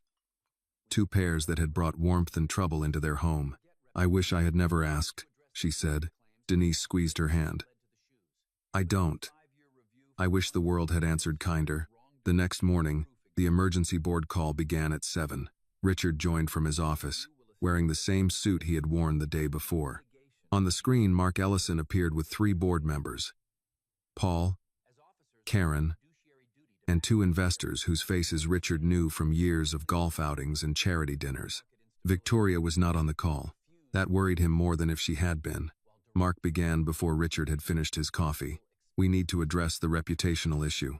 Richard said, we need to address the injury claims. They are connected now because you connected them. No, they were connected when a Harborview caregiver lost wages after an injury, and her daughter ended up asking for shoes at my event. One board member, Charles Brenner, cleared his throat. Richard, with respect, we all admire compassion. But opening a 5-year review based on one anecdote may suggest wrongdoing where none has been established. Then the review will establish what exists. And if it creates litigation, then maybe litigation is the bill for what we underpaid. Mark's expression hardened. That is not how fiduciary duty works. Richard leaned toward the camera. Do not lecture me about duty while direct. Care workers are treated as disposable expenses. Paul cut in quickly. Let's keep language measured. Richard looked at him. Measured language is how Denise Johnson became a denied claimant instead of an injured caregiver. Karen spoke from another square on the screen. I have early numbers. They are not final, but patterns exist. Mark interrupted. Karen, preliminary data should not be discussed broadly. Richard said, continue. Karen hesitated, then did. Denials are higher in facilities with chronic understaffing. Many rejected claims involve lifting injuries, falls, and repetitive strain. A significant number of employees did not appeal after denial. Charles frowned. That could mean the claims lacked merit. Or, Richard said, they lacked money, time, transportation, or faith that anyone would listen. Mark leaned back. You're turning this into class warfare. No, Richard said. Class warfare is when a woman breaks her body caring for elders, and we call her pain an administrative burden. The call went silent. Then Paul's assistant knocked on Richard's office door and stepped in, pale. She handed him a tablet. The new headline was already live. Victoria Whitmore speaks. My husband has a good heart, but good hearts can be manipulated. Below it was a polished photo of Victoria in their home library. Richard read the first paragraph. Victoria expressed concern that wealthy philanthropists were increasingly targeted by individuals who approached them outside official channels. She did not name Annie directly, but she did not have to. Richard set the tablet down. Mark said, this complicates things. Richard looked at the faces on the screen. No. It clarifies them. He ended the call before anyone could stop him. Then he stood, picked up his phone, and called Samuel. Find Annie and Denise, he said. Ask if they'll meet me at Chapel Street. Today? Today. Should I tell them why? Richard looked at Victoria's headline again. Yes, he said. Tell them my wife just made the lie louder. Now I need their permission to answer it with the truth. Samuel called Annie first, not Denise. She answered on the 4th ring, her voice low beneath the noise of washing machines. Mr. Reed? Yes, Miss Annie. Are you somewhere you can talk? I'm at work. I'll be brief. Mr. Whitmore saw the interview his wife gave this morning. Annie closed her eyes. She had not watched it. but 3 customers had. One of them had held the phone, where she could see Victoria's face, and asked if she felt bad for causing trouble in a marriage. Annie had gone on folding shirts because her hands knew what to do when her heart did not. What did she say? Annie asked. Samuel paused. Enough. That bad? Bad enough that Mr. Whitmore wants to respond. But he won't do it without speaking to you and your mother first. Annie leaned against the counter behind the dryers. Why us? Because it is your name they are walking around without permission. She looked toward the front window. A car slowed, then moved on. Mr. Bell had started keeping a broom near the register, though everyone knew a broom could not stop a camera. Where? She asked. Chapel Street. Martha can give us the back office. No press. No staff from his company. Just Mr. Whitmore. Me, you, your mother, and Martha, if you want her there. Annie rubbed her thumb over a crack in her phone case. I get off at 6. I can pick you up 2 blocks away again. No SUV? No SUV? No one following? I'll do my best. That isn't a promise. It's an honest answer. Annie appreciated that more than comfort. Okay. When she told Mr. Bell she needed to leave at 6 sharp, he looked toward the window and lowered his voice. This about the article? Yes. You coming back tomorrow? If I still have a job. He frowned. You have a job. I'm just trying to keep trouble from walking in with you. Trouble already knows the address. He looked tired. Annie, I'm not your enemy. I know, but I can't keep apologizing for being inconvenient. Mr. Bell looked at her for a moment, then nodded toward the dryers. Finish that load and go at 6. I'll clock you out at 6:30. She wanted to thank him, but her throat tightened. That's not necessary. Neither is half the world's meanness. We live with it anyway. At 5:58, Annie changed into Richard's shoes and left through the back. Samuel waited in the gray sedan, engine running, cap low on his brow. No one stood in the alley this time. That did not make her less nervous. It only made the quiet feel staged. Denise was already at Chapel Street when they arrived, seated in Martha's office with her new boots planted firmly on the floor. Martha stood by the coffee maker, pouring from a pot that looked older than everyone in the room. Richard arrived 10 minutes later through the side entrance. No overcoat with a fur collar, no camera crew, no lawyers. He wore a dark suit and carried a folder. He stopped just inside the office, as if waiting to be allowed farther. Denise spoke first. You can sit, Mr. Whitmore. We don't have much room for men to hover. Martha handed him coffee in a chipped mug. And don't ask if it's fresh. It's hot. That's the standard here. Richard took the mug. Thank you. Annie sat beside her mother, hands folded around her phone. She had turned it off on the ride. For 20 minutes, no new messages could reach her, and that small silence felt like shelter. Richard looked at both of them. Victoria gave an interview this morning. She suggested I was manipulated. Denise's mouth hardened. By my daughter. She didn't say Annie's name. She didn't have to. No, Richard said. She didn't. Annie looked down at her hands. People at work watched it. Richard's face tightened. I'm sorry. I'm tired of being apologized to after someone else gets to speak first. That stopped him. Martha leaned against the desk. Good. Say that again if he forgets. Richard nodded slowly. You're right. That's why I'm here. I want to correct the record publicly. I want to say what happened. That you came after work. That you asked for shoes, not money. That you were barefoot. That Denise's claim was denied by a company tied to mine. And I've ordered an independent review. Denise watched him closely. And what happens to Annie when you say all that? More cameras? More people saying she cried her way into a settlement? I don't know, Richard admitted. That's the part I can't pretend to control. Annie looked up. Then why do it? Because silence is already being used against you. She wanted to argue, but he was not wrong. Richard opened the folder and placed a sheet on the desk. This is a draft statement. Nothing goes out unless you both agree. Denise did not reach for it. Read it. Richard read slowly.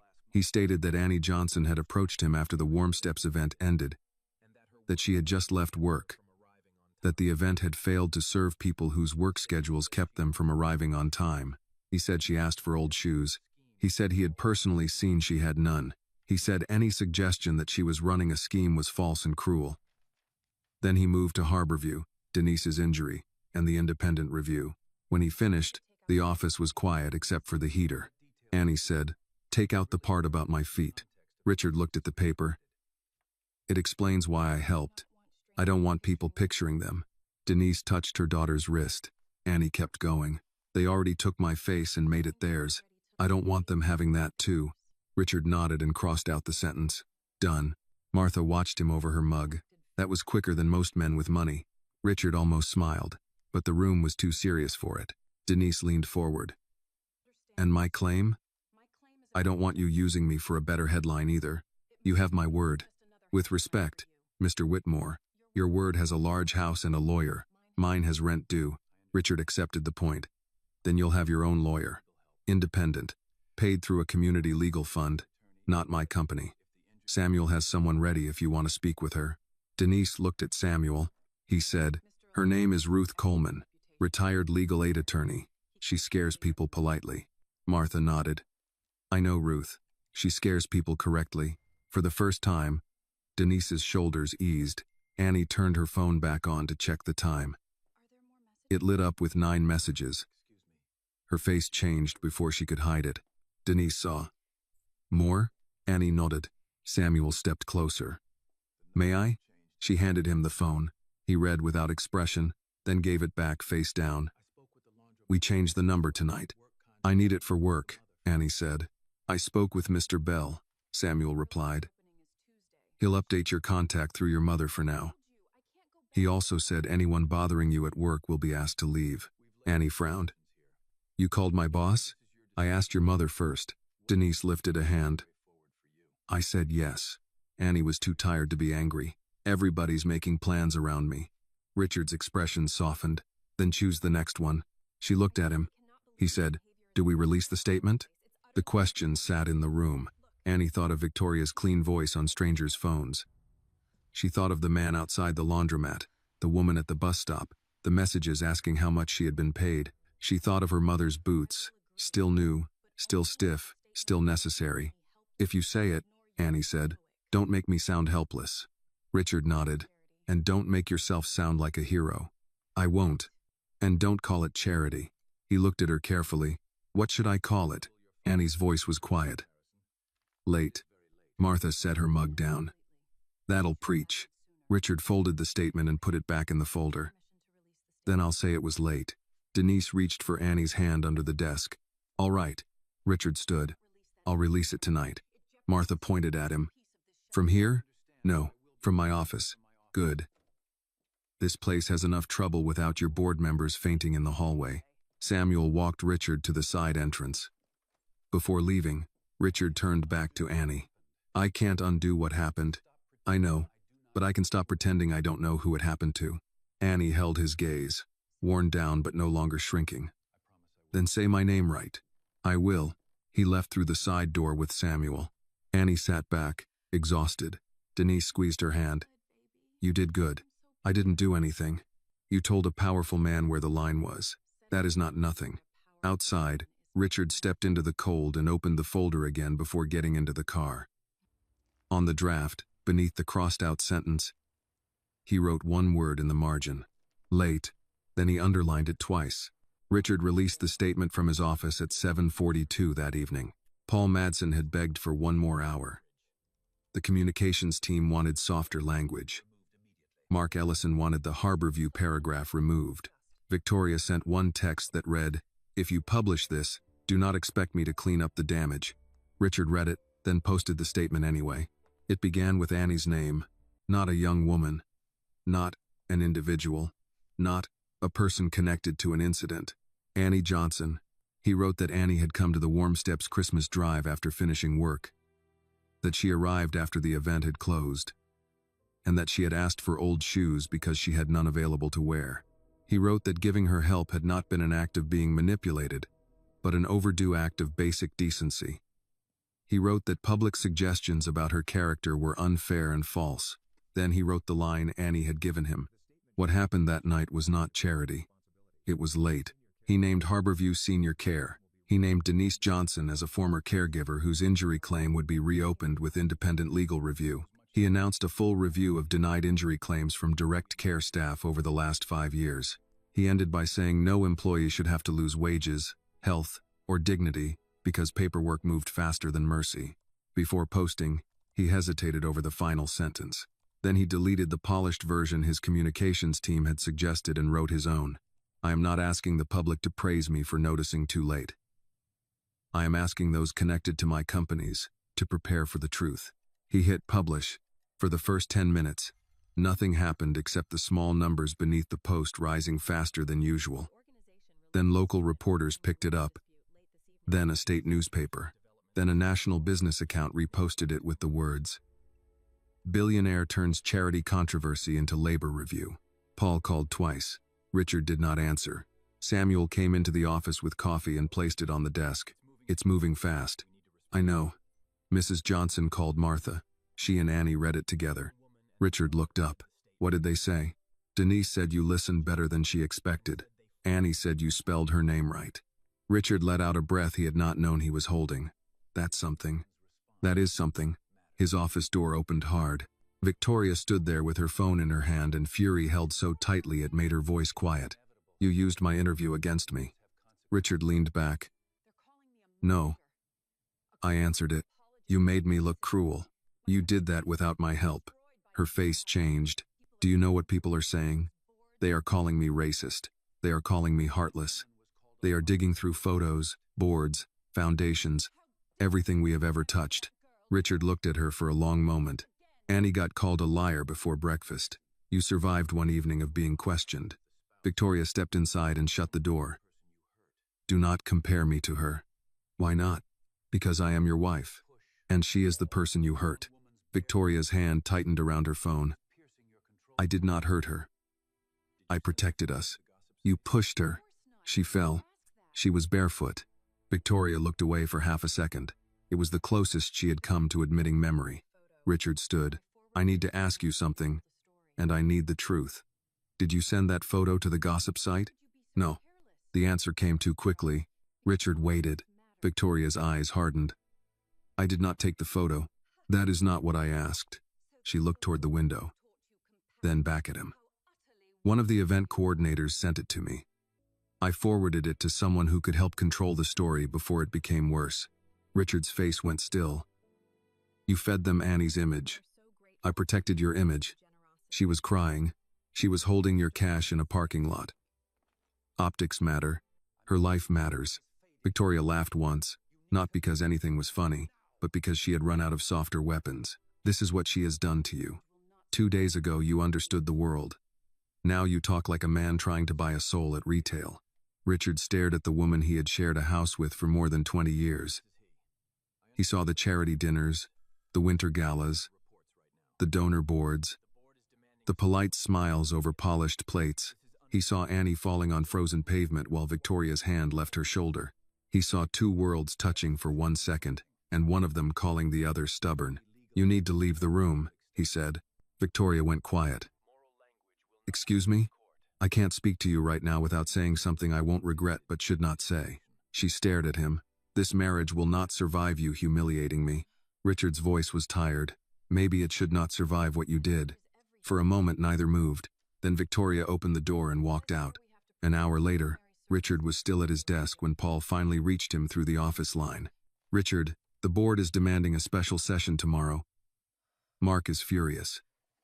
Harborview's administrator is threatening to suspend cooperation unless the request is narrowed.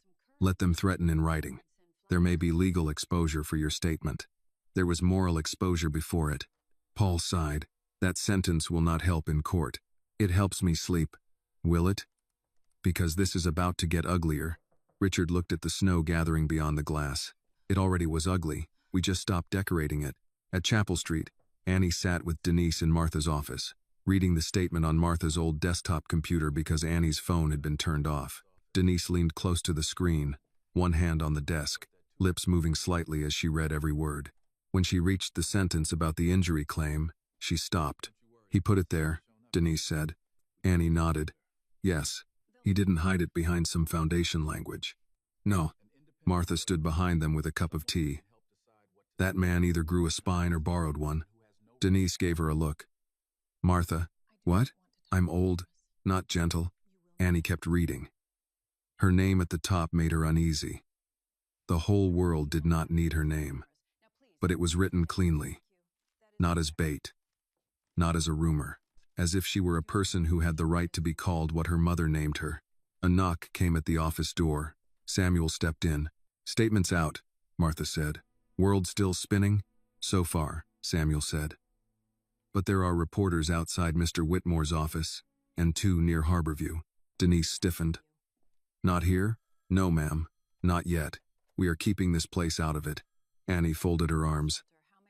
They'll find it. They may, Samuel said. Which is why Ruth Coleman is coming. The lawyer? Denise asked. Yes, she can help you decide what to say, what not to say, and who has no right to ask. Annie looked at her mother. I don't want to talk to cameras. Then you won't, Denise said. Samuel nodded. Mr. Whitmore said the same. Martha pulled a chair out with her foot. Good. Sit before all of you turn justice into standing around. Samuel sat. For a few minutes, the room held a strange kind of calm. The statement was out. The lie had been answered. Nobody was safe yet. But the air had changed. Then Martha's front desk phone rang. She stepped out to answer it. Through the half-open door, Annie heard her say, Chapel Street Shelter. Martha speaking. Then silence. Then her voice sharpened. Who gave you this number?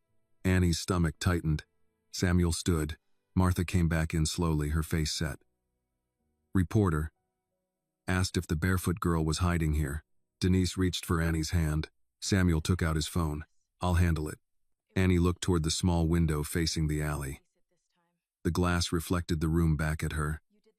Her mother, Samuel, Martha, the old computer, the statement on the screen. For the first time, she understood that truth did not end trouble. Sometimes truth only told trouble where to come next. Denise squeezed her hand. Look at me. Annie did. We are not hiding, Denise said. We are resting until we choose our next step. Annie looked down at Richard's oversized shoes under the chair. Then she looked at her mother's new boots. Our next step, she repeated. Martha nodded. That's right. And this time, nobody else gets to decide where your feet go. Ruth Coleman arrived at Chapel Street the next morning in a navy coat, low-heeled boots, and the steady expression of a woman who had spent 40 years listening to powerful people explain why nothing could be done. She carried one leather bag and no patience for drama. Martha opened the door for her and said, You're late. Ruth checked her watch. I'm early by court standards. This isn't court. Then everybody may survive. Annie sat beside Denise in the back office, hands folded between her knees. She had slept on Martha's couch for 2 hours and woken to the sound of reporters outside the front entrance. They were not shouting. That made it worse. Quiet waiting felt like a trap. Ruth introduced herself without fuss. Denise Johnson? Yes, ma'am. Annie? Yes, ma'am. I'm Ruth Coleman. I used to run legal aid in New Haven. I am retired, which means I now take cases that annoy me personally. This one qualifies. Denise almost smiled. Mr. Reed said you scare people politely. I do my best. Ruth sat and opened her bag. Before anyone asks, I do not work for Richard Whitmore, Whitmore Holdings, Harborview, or anyone who wants your silence. Mr. Whitmore offered to fund independent counsel through a community legal account. I told him I would send the bill to that account and ignore him afterward. Annie looked up. Can you do that? I've been ignoring rich men since before you were born. Martha muttered. Amen. Ruth placed a yellow legal pad on the desk. Now. The first rule is simple. You do not speak to reporters unless you choose to. You do not answer unknown calls. You do not sign anything. You do not let anyone turn your pain into a performance. Is that clear? Denise nodded. Annie did too. The second rule, Ruth continued, is that truth needs paperwork. Denise, I need every document you have from Harborview, every doctor visit, every reduced shift notice, every text from a supervisor, every bill. Annie, I need anything connected to the harassment after the article. Screenshots, Messages. Names if you know them. Annie swallowed. I deleted some. That's all right. We start with what remains. Shame makes people delete things. Fear makes people throw things away. The law knows humans are human, even when it pretends not to. Denise reached for the folder Samuel had brought from Maple Court. This is most of it. Ruth took it and began reading. Her face did not change, but her pen moved often. After several minutes, she tapped one page. They denied based on prior swelling. Yes, Denise said. Did they provide medical proof? No. Did they send you to an independent doctor? No. Did anyone interview Mrs. Callahan? They said her memory wasn't reliable. Ruth made a sound deep in her throat. Convenient. Annie leaned forward. Can they fix it? They can reopen it. They can pay medical bills. They can compensate lost wages. They can change procedures if pressure is high enough. But fixing it? Ruth looked at her over the top of her glasses. Fixing is a bigger word than paying. Before Annie could answer, Samuel stepped into the doorway. Mr. Whitmore is outside. Denise stiffened. Outside where? Side entrance. Alone. He said he'll leave if you don't want him here. Ruth closed the folder. Do you want him here? Annie looked at her mother. Denise said, let him in. If his name is on this mess, his face can sit in the room with it. Samuel brought Richard in a minute later. He looked tired. More tired than Annie had seen him. His tie was loosened, and he carried no folder this time. He stopped near the door. Good morning, he said. Ruth looked him over. Mr. Whitmore, Miss Coleman, do not interrupt my clients. Do not make promises you have not cleared through people who understand law. Do not use the word unfortunate. I hate that word. Richard blinked once, then nodded. Understood. Martha poured him coffee. It's still not fresh. Hot is enough, Richard said. Ruth pointed to the only empty chair. Sit. He sat. Denise folded her hands. Your wife sent reporters here. Richard's jaw tightened. I don't know that she sent them here. I know someone leaked enough for them to find it. That sounds like a rich man's way of saying maybe. It is, Ruth said, but at least it's an honest maybe. Annie looked at Richard. They called me the barefoot girl. I'm sorry. She shook her head. Don't say sorry unless you can make them stop calling me that. Richard leaned forward. I can't control every headline, but I can hold a press conference and put the full matter on record. Your name, your work, what you asked for, what happened to your mother, and what Harborview did. I won't ask you to speak. I won't ask you to stand beside me. I won't show your feet. I won't use your pain as a picture. Ruth watched him. And what are you asking for? Permission, Denise asked. To say what? To say I was late. To say my company was late. To say Annie was treated as suspicious because she was poor and black. And asking after closing, when no one was watching. To say Victoria's interview was wrong. The room went quiet at his wife's name. Martha crossed her arms. That last part will cost you. Richard looked at her. It should. Samuel stood near the door, silent. But Annie saw something in his face shift. Ruth tapped her pen. If you do this, Harborview's board will fight. Your wife may fight. Reporters will dig. Some people will call Denise a liar, and Annie worse.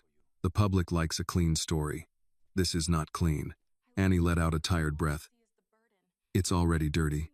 Richard turned to her. That is why I don't want to decide for you. Denise looked at Annie, then at the boots on her own feet.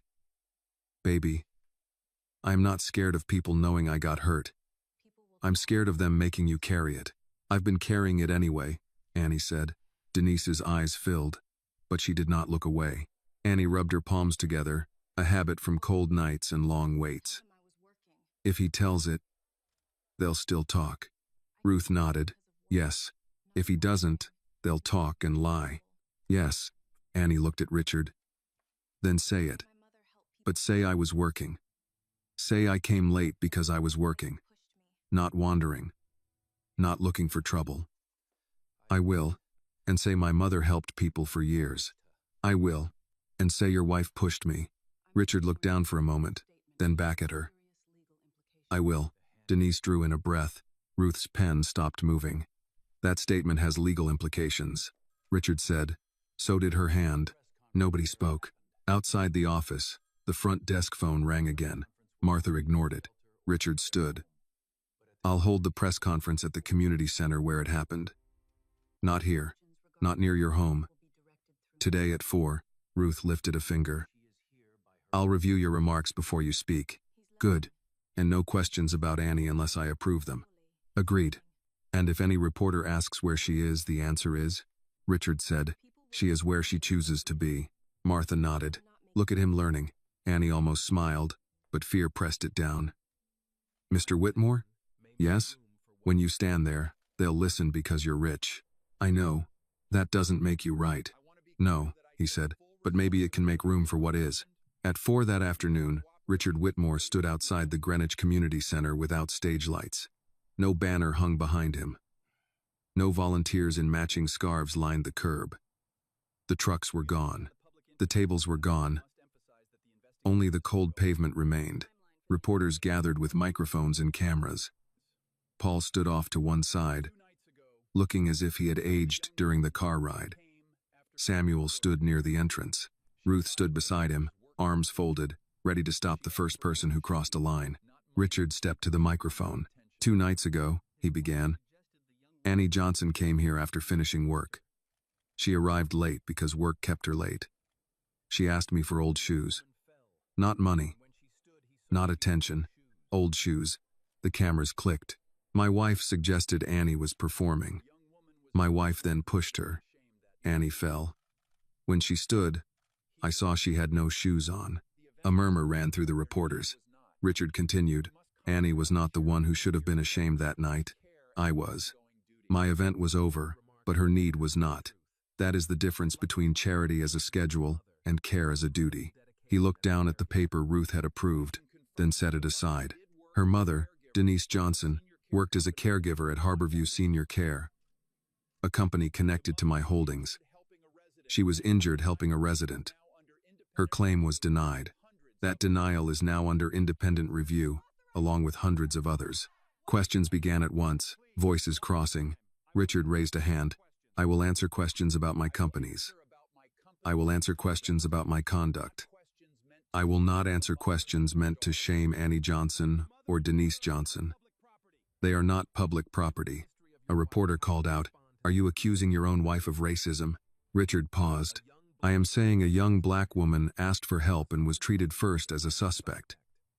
If that makes people uncomfortable, they should examine the discomfort before they defend it. The murmuring stopped. At Chapel Street, Annie watched the press conference on Martha's desktop beside her mother. When Richard said her name, she gripped Denise's hand. When he said she was not public property, she began to cry quietly. Denise did not tell her to stop. On the screen, Richard stood in the same place where she had fallen. This time, the cameras were on. This time, the truth was not being packed into a truck and driven away. By the next morning, Richard's press conference had been clipped, replayed, argued over, praised, mocked, and pulled apart by people who had never stood in the cold where Annie had fallen. Some called him brave. Some called him reckless. Some said he had thrown his wife to the wolves. Others said Victoria had only said what too many people had been thinking. Annie did not read most of it. Ruth Coleman took her phone for the morning and said, You can have your life back in pieces. Today we start with breakfast. Martha made eggs in the shelter kitchen, the kind that stuck to the pan if you looked away too long. Denise sat at a small table near the back, her new boots under her chair, her foot resting on a folded towel. Annie ate because her mother watched every bite. You need protein, Denise said. Annie gave her a tired look. You sound like the nurses you used to boss around. I did not boss. I directed. Martha snorted from the stove. She bossed. For a few minutes, they sounded almost normal. Then Ruth came in with a folder and ruined the piece in the useful way she had. Harborview's administrator has agreed to reopen Denise's claim. They're also preserving files for the broader review. Denise stopped with her fork halfway to her mouth. Agreed, because they want to, or because they're scared? Ruth sat. At this stage, I don't care which door Truth uses as long as it enters the room. Annie looked at her mother. Does that mean they'll pay for your treatment? It means we begin, Ruth said. Medical evaluation first. Independent doctor, not someone on their list. Lost wages will be calculated. We'll also review whether the denial followed the law or just hid behind it. Denise put her fork down. Her hand trembled once, before she folded both hands in her lap. I don't know how to feel. Martha placed a fresh mug of coffee in front of her. Start with suspicious, then move to cautiously relieved if they behave. Annie reached under the table and touched her mother's wrist. Denise turned her hand and held on. Across town, Richard sat in a boardroom that felt colder than the December street. Mark Ellison had come in person this time. So had Charles Brenner and two investors who rarely attended anything without lunch served on china. Paul Madsen sat beside Richard, a stack of documents in front of him, and the look of a man trying to keep a bridge from burning while people argued over who bought the matches. Mark opened with, "You've created exposure beyond what any of us anticipated." Richard answered, "No, I exposed what was already there." Charles leaned forward. "Richard, the market doesn't reward public confession. It shouldn't reward quiet abuse either." Mark's mouth tightened. That word is inflammatory. So is denying a caregiver's claim after she gets hurt doing the job your brochure calls sacred. Paul cleared his throat. "Let's keep this productive." Karen Liu entered with a binder and placed copies in front of each person. The preliminary review shows denial clusters at 3 facilities, including Harborview Fairfield. Staffing shortages appear repeatedly in incident records. Mark looked at her. "Preliminary." "Yes," Karen said, "and troubling." Richard glanced at her. Yesterday she had been cautious. Today she sounded like someone who had read enough to lose the comfort of uncertainty.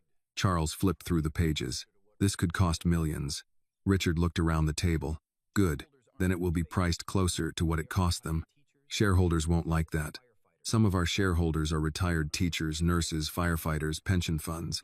Maybe stop assuming everyone with money wants it washed clean of responsibility."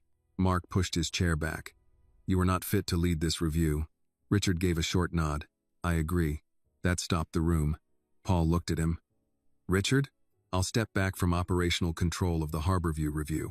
It should be independent, with Ruth Coleman allowed to represent Denise Johnson without interference, and a separate firm reviewing all denied claims. I'll fund the community legal account personally, not through Harborview, so no one can call it company influence." Charles narrowed his eyes. "And your role?" "My role is to make sure no one buries this." Mark said, "You're inviting lawsuits." Richard looked at him. "I'm inviting people to stop being forced into silence because lawsuits are expensive." By afternoon, the company announced the independent review. It was dry, full of careful phrasing. But it existed. That alone changed something. Former Harborview workers began calling Ruth's office. Some had old letters. Some had photos of bruises, braces, swollen hands. Some only had memories and anger they had carried too long. Ruth called Martha and said, "I need more coffee and a second legal pad." Martha said, "You need a church basement." By evening, Chapel Street's small meeting room had become a quiet intake center. No cameras were allowed. Samuel stood near the entrance. Not as a guard exactly, but as a man who knew when a doorway needed dignity. Workers came in hesitantly, women in scrubs, an older man with a cane, a housekeeper with wrist braces, a former aide who kept apologizing for crying. Annie helped pour coffee. She did not give legal advice. She did not tell her story unless asked gently. Mostly she listened. A woman named Mrs. Rivera sat with both hands wrapped around a paper cup. "I thought it was just me," she said. Denise, seated beside her, replied, "That is how they keep us quiet. They make each of us think we are the only one." Annie heard that and looked across the room. There were so many of them. People who had lifted, washed, fed, turned, comforted, and carried others for wages that barely held their lives together. People who had been told no by letters printed in clean language. Later, Richard arrived at Chapel Street, but he stayed near the hallway until Martha waved him in. "Don't stand there like bad news," she said. He entered quietly. Conversation softened but did not stop. That mattered to him. Maybe he was no longer the center of the room. Denise saw him and said, "They called." "Harborview?" "The doctor's office. Ruth set it up. Tuesday morning." Richard nodded. "Good." Annie stood beside the coffee table, holding a sleeve of cups. "People came because you spoke. They came because they were hurt. They came today because they thought someone might finally listen." Richard accepted the correction. "Then we need to keep listening." A silence passed between them, less heavy than before. Annie looked down at his shoes, then at hers. She still wore the pair he had given her, though Ruth had promised to help her get proper winter shoes that fit. "I used to think help meant somebody taking over," she said. "It often does. Don't do that." "I'm trying not to." "Trying is good," Martha called from across the room. "Learning is better." Richard looked over. "Do you hear every conversation in this building?" "Yes." Denise smiled for the first time that day. The smile did not last long, but it was real. That night, Victoria moved out of the Whitmore estate. Richard learned it from the housekeeper, who said Mrs. Whitmore had taken 2 suitcases and the small portrait from the upstairs hall. Victoria left no note, only a message through her attorney requesting privacy and advising him not to contact her directly while reputational issues remain active. Richard stood in the hall where the portrait had hung. The empty rectangle on the wall was paler than the paint around it. He felt grief, but not surprise. Some losses did not arrive in one blow. They accumulated in small silences until one day a wall showed what had been missing for years. Samuel found him there. "I'm sorry, sir." Richard shook his head. "Don't be. This didn't begin with Annie." "No, sir. It began long before I was willing to name it." Samuel stood beside him, both men facing the empty space. After a while, Richard said, "Do you think this is justice?" Samuel took his time. "No. I think it's the bill coming due." Richard nodded slowly. The next weeks did not heal everything. Denise still had pain. Annie still looked over her shoulder when she left work. Some commentators still mocked them. Harborview lawyers still argued over numbers, but checks began to be issued. Claims were reopened. Managers were suspended. A state labor office requested records. Ruth's retired phone rang like it had come back to work against its will. Richard kept his promise not to put Annie in front of cameras. When reporters asked where she was, he gave the same answer each time. "She is where she chooses to be." One afternoon, Annie and Denise visited the community center with Ruth to review plans for a new winter assistance program.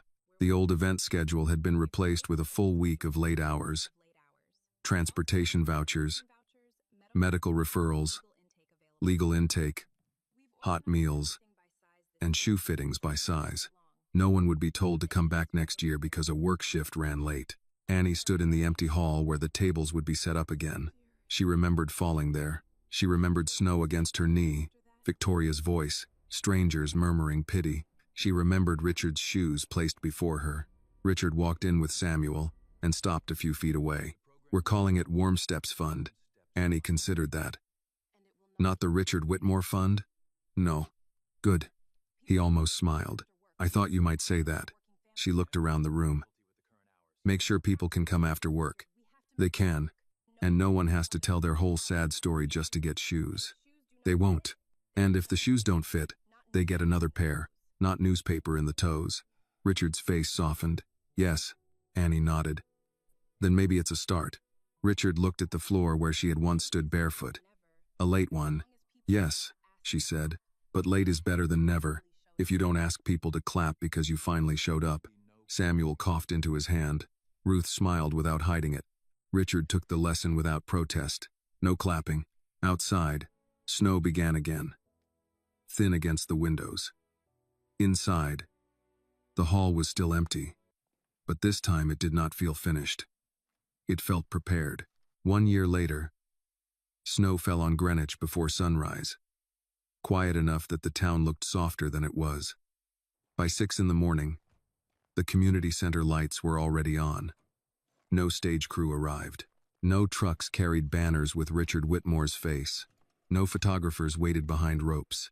Instead, volunteers moved through the main hall setting out folding chairs, coffee urns, soup warmers, boxes of socks, racks of coats, and long rows of winter shoes, arranged by size. A handwritten sign near the entrance read, "Warm Steps Fund. Open all week. Late hours available. For working families." Annie Johnson stood beside the shoe table with a clipboard in her hand and a pencil tucked behind her ear. She was 19 now, though the year had made her older in some ways and younger in others. Older because she had learned how quickly a stranger could turn pain into entertainment. Younger because, for the first time in years, she had begun to sleep without counting bills in her head. She wore her own shoes now. Plain black winter shoes, the right size, bought with money from her job, and a small scholarship that helped cover the nursing assistant classes she had started in the fall. She still worked at the laundromat 3 evenings a week, but not every night. Denise had insisted. "You are not going to spend your whole life paying for mine," her mother had said. Annie had answered, "Then stop making yours so expensive." Denise had laughed so hard she had to sit down. Now Denise sat near the medical intake table in a pair of orthopedic boots that fit well, her cane resting against her chair. Her leg was not perfect. Some mornings still began with swelling. Some nights still ended with pain, but she had received treatment, lost wages, and a letter of apology from Harborview that Ruth Coleman said was too careful but legally useful. Denise kept the letter in a drawer under the silverware, not because she liked reading it, but because she liked knowing it existed. Martha stood by the coffee station, ruling over volunteers as if they had enlisted in her private army. "Don't stack the cups upside down near the edge," she told a young man from a local college. "People come in cold. Cold hands knock things over. Think before gravity does." "Yes, ma'am," he said quickly. "And stop calling everyone buddy. Some of these folks are older than your grandfather." "Yes, ma'am." Annie heard and smiled. At 7, the doors opened. The first people came slowly. A home health aide still in scrubs. A man who drove a delivery van at night. 2 older women from a senior apartment building. A cook from a diner whose shift ended at dawn. Nobody had to prove enough pain to enter. At the registration table, volunteers asked names, sizes, immediate needs, and whether anyone wanted to speak privately with a legal or medical advocate. The questions were short. The tone mattered.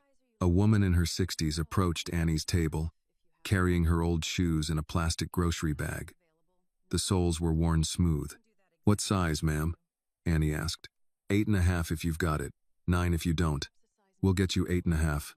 The woman glanced at the rows of boxes. "You sure?" "I can make 9 work." "I know you can," Annie said gently.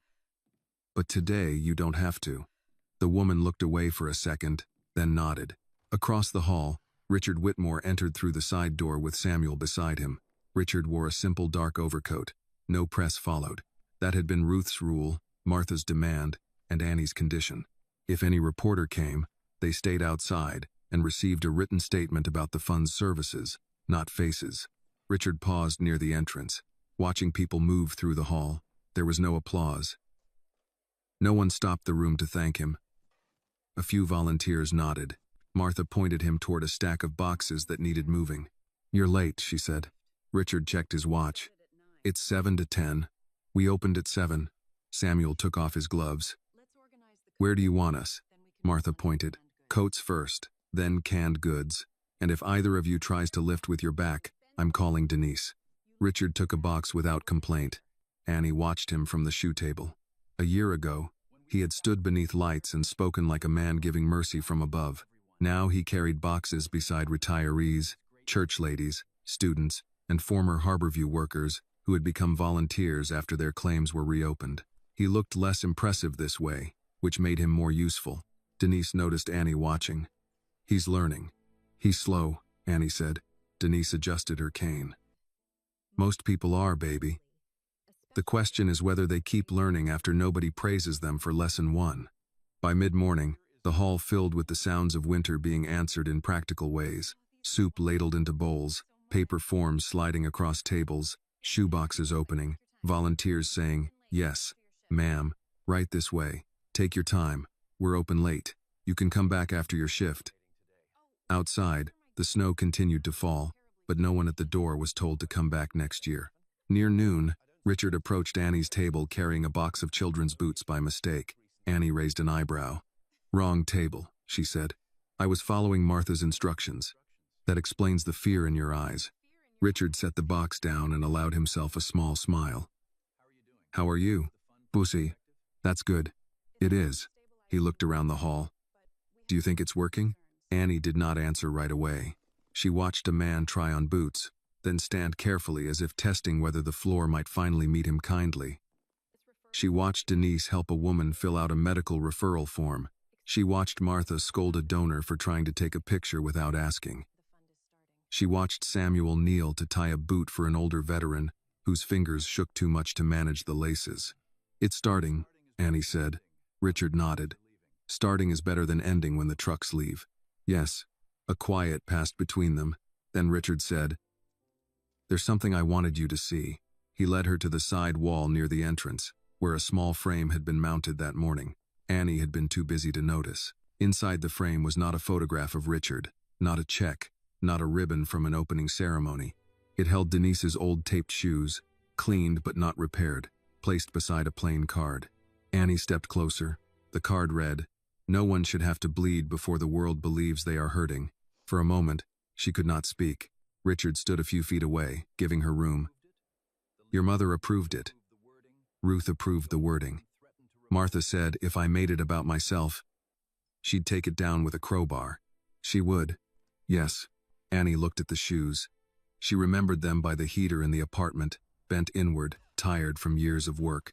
She remembered putting them by her mother's uniform. She remembered the bus, the cold pavement, the parking lot light, Victoria's hand, the fall, the shame.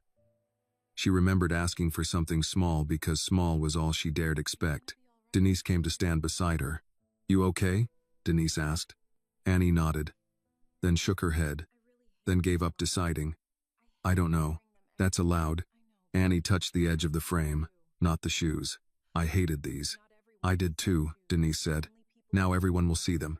"Not everyone, just people who come in here needing to know they are not the first to be tired." Annie swallowed. "I don't want to be remembered as the girl with no shoes." Denise put an arm around her. "Then don't be. Be the woman who made sure somebody else got a pair." Richard looked down at the floor. Annie turned to him. "You didn't put my name there." "No, thank you. It wasn't mine to put." Martha's voice carried from across the room.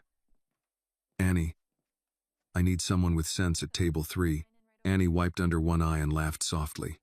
"That means me?" Denise said. "It surely doesn't mean Martha." Annie went back to work. Later that afternoon, just before the late shift hours began, a young woman in a grocery store uniform came through the door, embarrassed, still wearing her work badge. "I'm sorry," she told the volunteer at registration. "I know I'm late." Annie heard the words from the shoe table. She crossed the hall before anyone else could answer. "You're not late," Annie said. The young woman looked confused. "But I thought this started this morning." "It did. And it's still here. I just got off work." "I figured." The young woman's eyes moved toward the rows of shoes. "I don't need much." Annie felt the old ache under her ribs, but it no longer owned the room. "You don't have to make it smaller for us to take it seriously." The young woman blinked, then nodded. Annie picked up the clipboard. "What size?" 7. "Then we'll find 7. Across the hall, Richard watched her. Samuel stood beside him with 2 cups of coffee. "She said the thing right," Samuel said. Richard nodded. "Better than I ever did." Samuel handed him a cup. "That's why you listen before speaking." Richard accepted the coffee. "You planning to teach me forever?" "If necessary, sir." Richard smiled a little. "It may be." As evening settled over Greenwich, more people arrived after work. No one rushed them. No one pointed to packed trucks. No one said the words "next year." Soup stayed hot. Coffee kept brewing. The legal table remained open. The medical volunteers stayed past their scheduled time because Martha stood nearby with a look that made leaving feel morally risky. Annie moved from table to table, helping where she could. Once, she caught sight of Richard lifting another box and Martha correcting his posture. Denise laughed from her chair. Samuel shook his head. The sound filled Annie with something unfamiliar, not relief exactly, not joy without memory, but a steadier kind of hope. One that knew what had happened and still chose to stay. Near closing, Richard came to the shoe table again. "Annie," he said. She looked up. "Yes, Mr. Whitmore? Do you remember what you asked me for that night?" "Of course." "Old shoes." She gave him a small smile. "Even old shoes would do." He looked around the hall, then back at her. "You asked for old shoes, and you gave me a reason to stop calling charity finished." just because the lights were off. Annie rested the clipboard against the table. I didn't give you anything. I just showed up late. No, Richard said. You showed up after we had stopped looking. Annie considered that. Then she nodded toward the entrance, where another tired worker was stepping in from the snow. Then keep looking, she said. Richard followed her gaze. I will. Outside, the night grew colder. Inside, someone laughed near the coffee table. A volunteer found the right size boots for a man who had expected to be told they were out, and Denise Johnson stood carefully to help Martha fold a stack of blankets despite Martha telling her to sit down. Annie watched her mother, then the framed shoes on the wall, then the open door where snow blew in each time someone entered. A year ago, she had walked toward a bus stop in shoes too large for her, carrying help that felt like trouble. Tonight, she stood in the same building as people arrived late, tired, embarrassed, and cold, and she could tell them the truth she had needed to hear. Come in. You are not too late. We still have something left. The lesson of Annie's story is that kindness should not depend on cameras, applause, or convenience. True compassion begins when no one is watching, and when helping someone may cost us comfort, pride, or reputation. Annie did not ask for much, only old shoes, but her pain revealed a deeper truth. Poor people should not have to prove they are suffering before they are treated with dignity. The story reminds us that justice is not charity. Charity gives what is left over. But justice asks why someone was left barefoot in the first place. This video is a work of fiction created with the assistance of artificial intelligence. All characters, events, and situations are not real, and do not represent any actual people or true stories. The content is intended for storytelling and emotional illustration only.